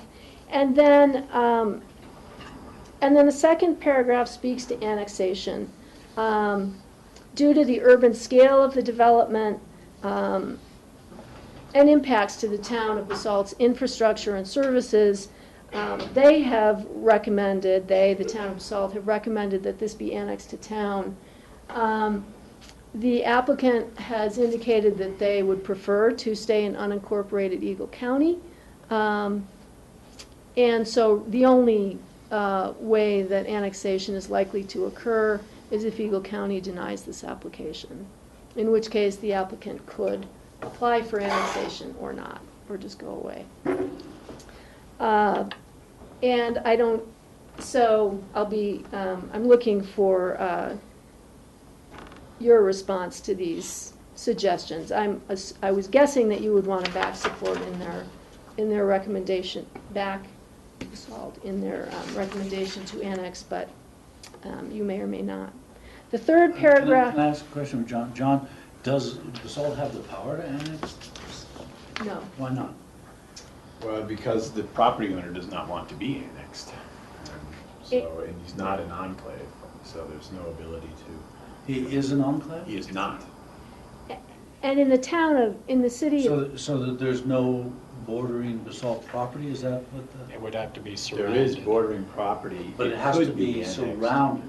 Yeah, it could be annexed if the property owners, in this case, I think it's just one individual still, right? Case Lane, maybe there's multiple individuals It's in an LLC. an LLC configuration, but the only way it would be annexed with the current contiguity of border is through the assent or the request of the property owners, and then with the acceptance of that request by the town. If the property were an enclave, if there had been complete annexation around the property, then the annexation could proceed in a different direction, but that is not the case. And with the, oh, I'm sorry. No, I just wasn't sure if you were done or we were into the beginning to discuss the comment. Oh, I was going to cover all the topics, but if you prefer to just ask, why don't we just discuss each if you prefer and move on after input? Okay. Well, first, thank you for organizing the thoughts so well and kind of capturing them. As much as anything, I'd like to see it kind of beefed up a little bit more. I'd love to see language that, to me, this is inappropriate to the scale and character of the valley. And while, the immediate look might be across to the Willits Town Center and Whole Foods, if you look to the other sides and neighboring properties, it's very much residential, low-density neighborhoods, whether it's the Old River Road at Basalt Highway 82 or over towards the Emma Zone, right across Pickens County line. So, I think it starts to be inappropriate in character and scale to the valley. In particular, you have it titled as residential development, and I don't know that we shouldn't break it out to affordable housing as well, so that it doesn't just seem like it's a comment on that. But I think that, for me, it's been clear from the beginning, even on the smaller scale project, that the employee generation of the commercial will be more than the limited number of affordable housing units they're proposing would even cover. So it wouldn't even cover its own impacts.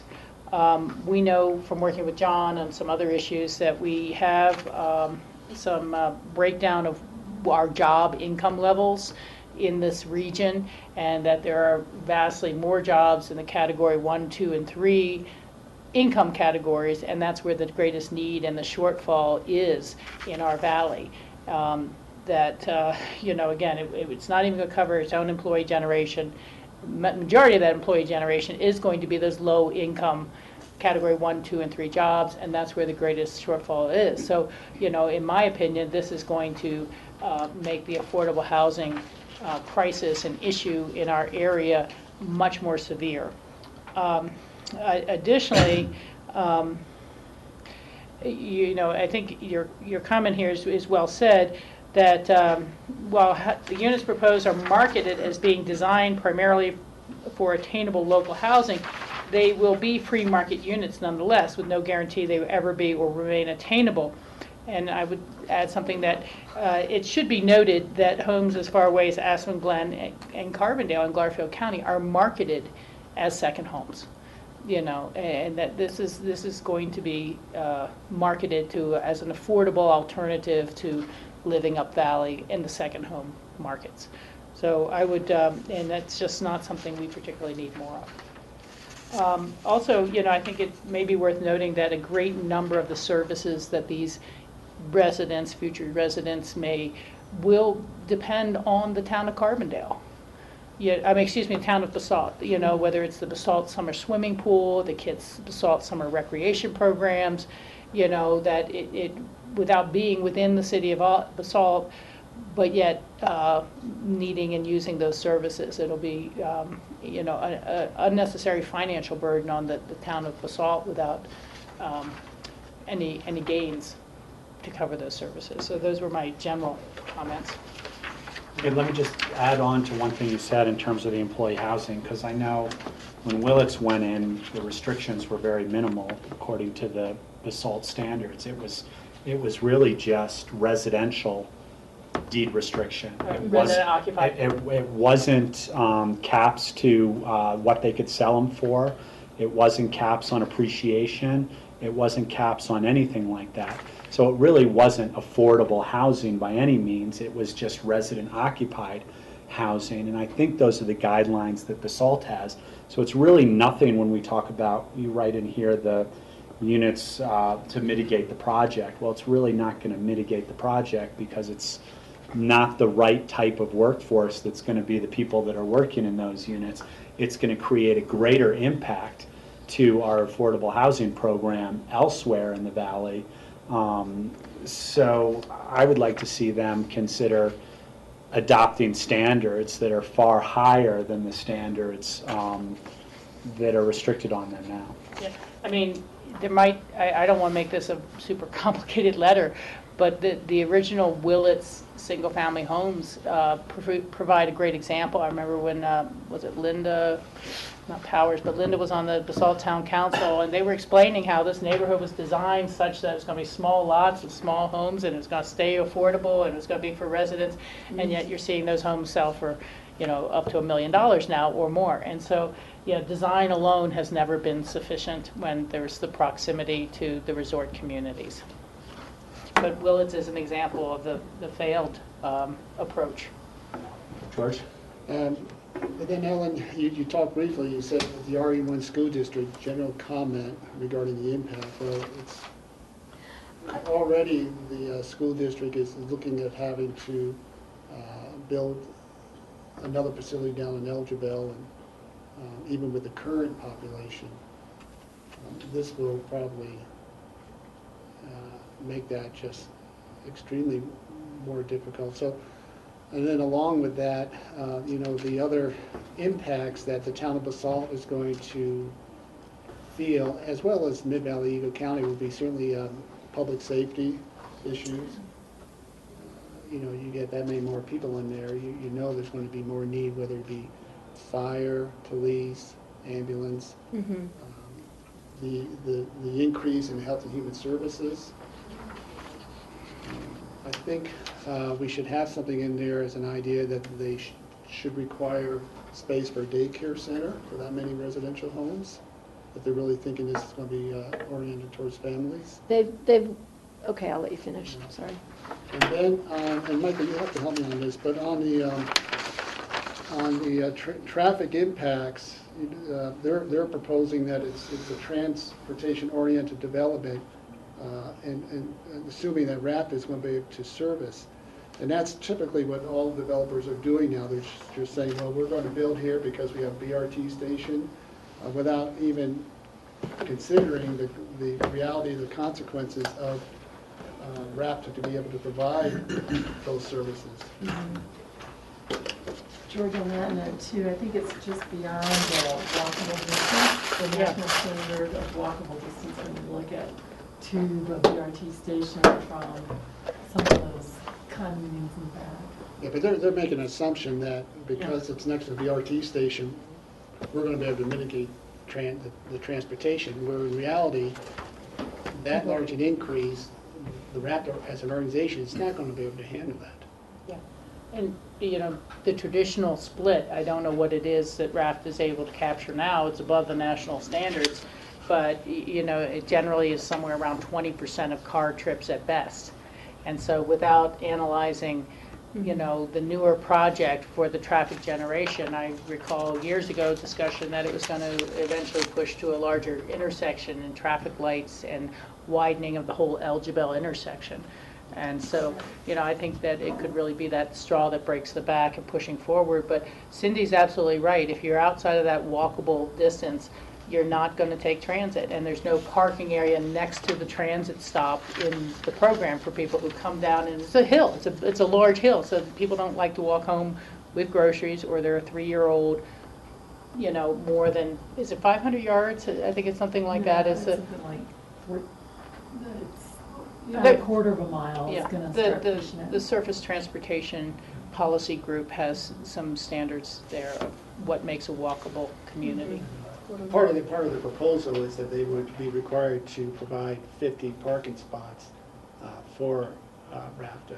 Oh, okay. But that was based on the sketch plan numbers. And now it's... And so I've suggested that if there's an additional need for RAFTA based on the increase in units and square footage, that be addressed. And at the moment, they don't want to provide, they've stated that they don't want to actually provide parking on site because they want to be really TOD and not encourage the use of cars to get to the bus.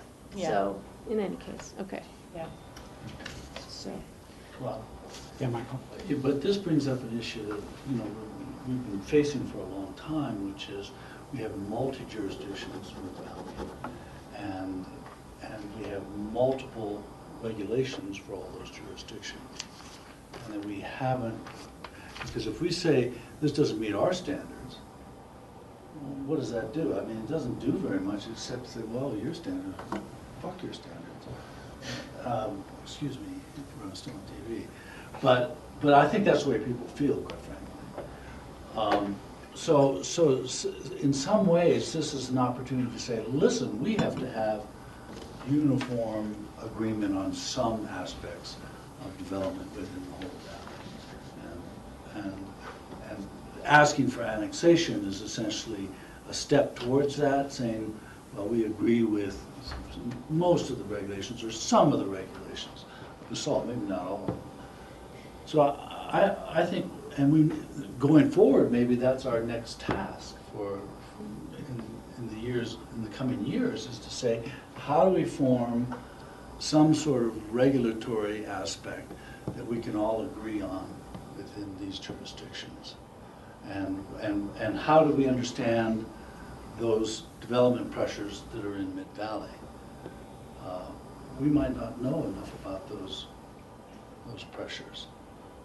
I don't know, but I think that's what this whole development gives rise to. Is we've got Eagle County, we've got BOCC, we've got Creighton County right next to it, we have Garfield County, and we don't have any agreement really with any of them. And that's really, that sets up Ace Lane. So he looks for the easiest route. The easiest route is Eagle County, which doesn't seem to be particularly, they've already said, well, 40% extra, that's minor. That's not something we would categorize as minor. I think probably we'd say if you're going to add 2 more houses, that's not minor. So we've got to start somewhere on talking to other jurisdictions and saying, what do we have in common? What can we act together with? How do we make more than just a letter saying this doesn't meet our standards? We had a very good conversation with Eagle County in our last meeting with them, and with very good response, and I think this is an opportunity to reinforce this with Eagle County, to say that we spend a good deal of time putting together master plans for various caucus areas, and because there's this border between Eagle County and Pitkin County that borders a caucus area, that we would hope that they would take into consideration the caucus area master plan that borders that area. And this would be a good opportunity to reinforce what we had said in that joint meeting with Eagle County, to say, land development shouldn't be one thing at one border line and another when you cross that line. It should have a balance between the two, and that was the conversation that we had in our joint meeting a couple months ago. That I think was very well, you were there, John, right? Very well received, I think. I think this would be a good opportunity to reiterate that to the commissioners of Eagle County, to say, here's an example where we think you should consider the proximity to other land use code guidelines, and use those guidelines not as a rule but as a reference. Yeah, that's a friendly introduction to the commonality that we all have. That's important. I think. We've been doing that with the master I plan. know, but we don't want to, I don't, my fear would be to alienate people by saying this doesn't meet our standards. No, but with the master plans, we've been sitting down and talking about how our master plans do work together. Right. They have a different philosophy about this urban core area in the Mid-Valley. Right, and so there's a lot of difference there. We need to somehow come together on those differences and at least have the kind of discussion that Rob encountered. Steve? I think Margaret Arlene's probably rolling over in her grave right about now. I can see this turning into Grand Avenue in Glenwood Springs with commercial stuff on both sides of the highway. The highway's a little bit bigger than Grand Avenue, but not a whole lot. And it's sort of a controlled access highway instead of every block having a crosswalk, but it's going to make it harder for people at this end of the valley to drive to I-70 because the more traffic you put in the mid-valley, it just slows everything down. And I don't know if this is using the existing stoplight, it probably won't add another stoplight, but it is definitely going to slow down the traffic considerably. All the impacts that George brought up is just a classic example of a subdivision that's not paying its way for all the impacts it's going to have. Who's going to buy the one or two new rafta buses we might need out of this? The subdivision's not going to be buying it. It's going to be, it really impacts us. We're going to be helping pay for the impacts of this instead of the developer paying for it. Are we concerned at all about the water table, and you've got the state coming forward with a whole new water plan, and of course, our argument for a long time is, you can't continue to allow development on the eastern slope because you only have X amount of water, and so even though we perhaps are a little wealthier in water than on the eastern slope, how does that impact the neighboring subdivisions in terms of the water table? I know that they have raw water from the Robinson Ditch, and they are going to get their water from the Mid-Valley Metro District, Water and Sand District. And I think the district is actually building an expanded facility to accommodate the growth in that particular area. So I don't know how that ultimately affects there's the overall water. Michael, when you talked about in terms of cooperation, there's one thing that has been started, Cindy, right, in terms of a cooperative valley-wide municipal plan to try to look at how to conserve water. You've got all the towns up and down the valley who are cooperating in that effort. Yeah. Decrease water consumption.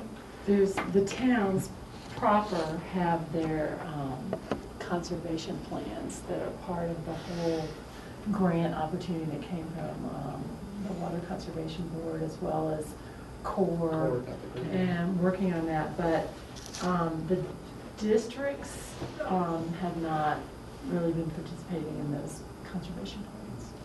One of the arguments that's made is that you'll reduce overall water consumption for a population if you push development into a more urban style, right, as Ellen characterized it. I would envision that being the response to it. I don't know what the water rights are of the various properties or the district as a whole. I assume they would not be planning to hook up if they didn't have the ability to service it. I appreciate you bringing water up into it, George. Given its location below the Root Eye water coming into the Roaring Fork, I don't think the Roaring Fork hits minimum stream flows, and I think there may be free river or new rights to apply for there, even if the Mid-Valley doesn't have enough. But I think we could make a comment along the lines that, while we are recommending denial. Should a project of some size and scale go forward here, we would recommend a requirement of high conservation fixtures and design elements be put in the project, something along those lines. And that would be a step forward. On two other kind of separate notes, you know, it strikes me, it may not strike others this way, but from looking at those sketch plans, that looks like really poor quality open space to me, in a sense, you know. The open space proposed offers no visual relief from the highway, and it does not screen or soften the project. If anything, they're trying to block the open space from view with all the commercial buildings being right along the highway. It's certainly not going to be usable open space to the general public, and it's not going to be visually significant open space to the public. You know, and even that ag area up above, that really scares me. Is that the future phase 2 development and they come in to rezone it later? Or is that, you know, that's not very usable. I mean, it's not being committed as their open space, but preserving that hillside might be better use of the open space, you know, as an open space restriction or something like that. But it just really strikes me as just not being, you know, it looks like Sloan Lake down in Denver or something like that. Let's build all the buildings around this. It's our little enclave. But the visual impacts from the highway, I think, are really detrimental to that character there. And then separately, I don't have the background to know it here, but we should allude, I believe, to the current zoning of that property, and that this is, you know, this is way above and beyond the density allows on that property, I believe. If you know, I think it's already zoned PUD. It's zoned PUD, but what was the underlying zoning before they were granted the ability to go in as a planned unit development? That I don't know. You know, I think that just since it may be going back to sketch plan, if we could investigate that and see if there's anything there to say, you know, given the original zoning of this area before the application to become a PUD, it was X. This represents a pretty radical departure from the zoning which surrounding neighbors had expected, anticipated. So I don't know. You know, you have to do the research to see if that holds true. But it strikes me as being considerable upzoning, and that the tool of a PUD should not be just to do everything. It's got, you know, the value of varying your restrictions and your zoning and your height limitations and your density is to create some sort of community benefit and greater public benefit.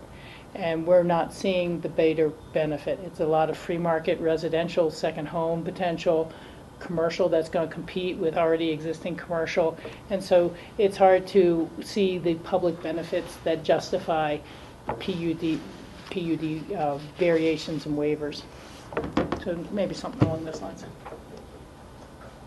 I kind of go back to, I don't know how you want to perhaps preface this, sort of Michael's comments, and I just wrote, you know, in the spirit of sharing the Roaring Fork Valley, it's such a unique valley where we have shared concerns, whether it be air quality, water quality, open space, recreation. I mean, you can sort of list a few. We would like to enter this, and, you know, think about this as a cooperative venture that would be well placed for all the residents of the valley, whether you're an Eagle County resident, a Garfield County resident, or a Pickett County resident. I mean, something that alludes to sort of Michael's comments in terms of we have to sort of look at a bigger picture and work together, because otherwise, you know, well, Eagle County probably doesn't care that much when you look at Eagle Valley, but... Well, you have new commissioners who have new inherited commissioners, Eagle exactly. Valley. We just, You know. okay. But I think you're right. I mean, we have cooperative, we're on the Rafter board with Eagle County. We're on WAPA with the Eagle County. We're on planning with Eagle County. We have lots, and we share human services. We share, yeah, cooperating human services, and all those have been successes of cooperation. And we think that there should be some, given the proximity to Pickett County, there should be some sharing in that spirit. That's all. I'd throw in the open space assets as well. Right. That's a pretty good step. Right, those have been, and that's actually was my objection to purchasing the open space. It was great, but on the other hand, they have this kind of development. So you know, let's align more closely on all fronts. We have shared values. Yeah. Okay. That'll keep you busy. Great. Yeah, Don't have to change much. I'll look this out. Is that it? That's all, we just want a little. No, but that helps remind why we're making these comments. Not because we think our regulations are better, not because we think, but because we think we share concerns. No, it's an excellent framework, yeah, good idea. Thank you, appreciate it, and we'll go ahead and get this out and see where it goes. Happy holidays. Thank you. Okay, one more? Okay, the only other item was yesterday during open discussion, we had talked about the fact that the board has $8,600 left in its discretionary fund. And it has been the practice of the board at the end of the year, when you do have some monies left in your discretionary fund, to provide donations to nonprofits that may particularly be in need, especially at this time of year. We had talked, I believe, about the potential for 3 of those yesterday, not that we're limited to those. Rachel, I think you had brought up Lift Up, or the food pantry. That we have here.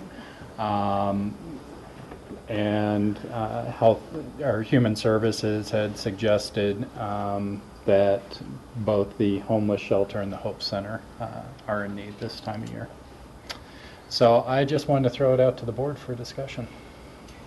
I would suggest that we consider an allocation such as $4,000 for the Hope Center, $4,000 for the Homeless Coalition Center, and $600 for the food bank. But, you know, I just, as others do, receive the regular notices of the food mobile pantry coming up, and I know there's times they just run right out, and certainly the little center here in town can use a little help as well. But the majority would go to the other 2 purposes. So I'd make that a motion, see if there's a second.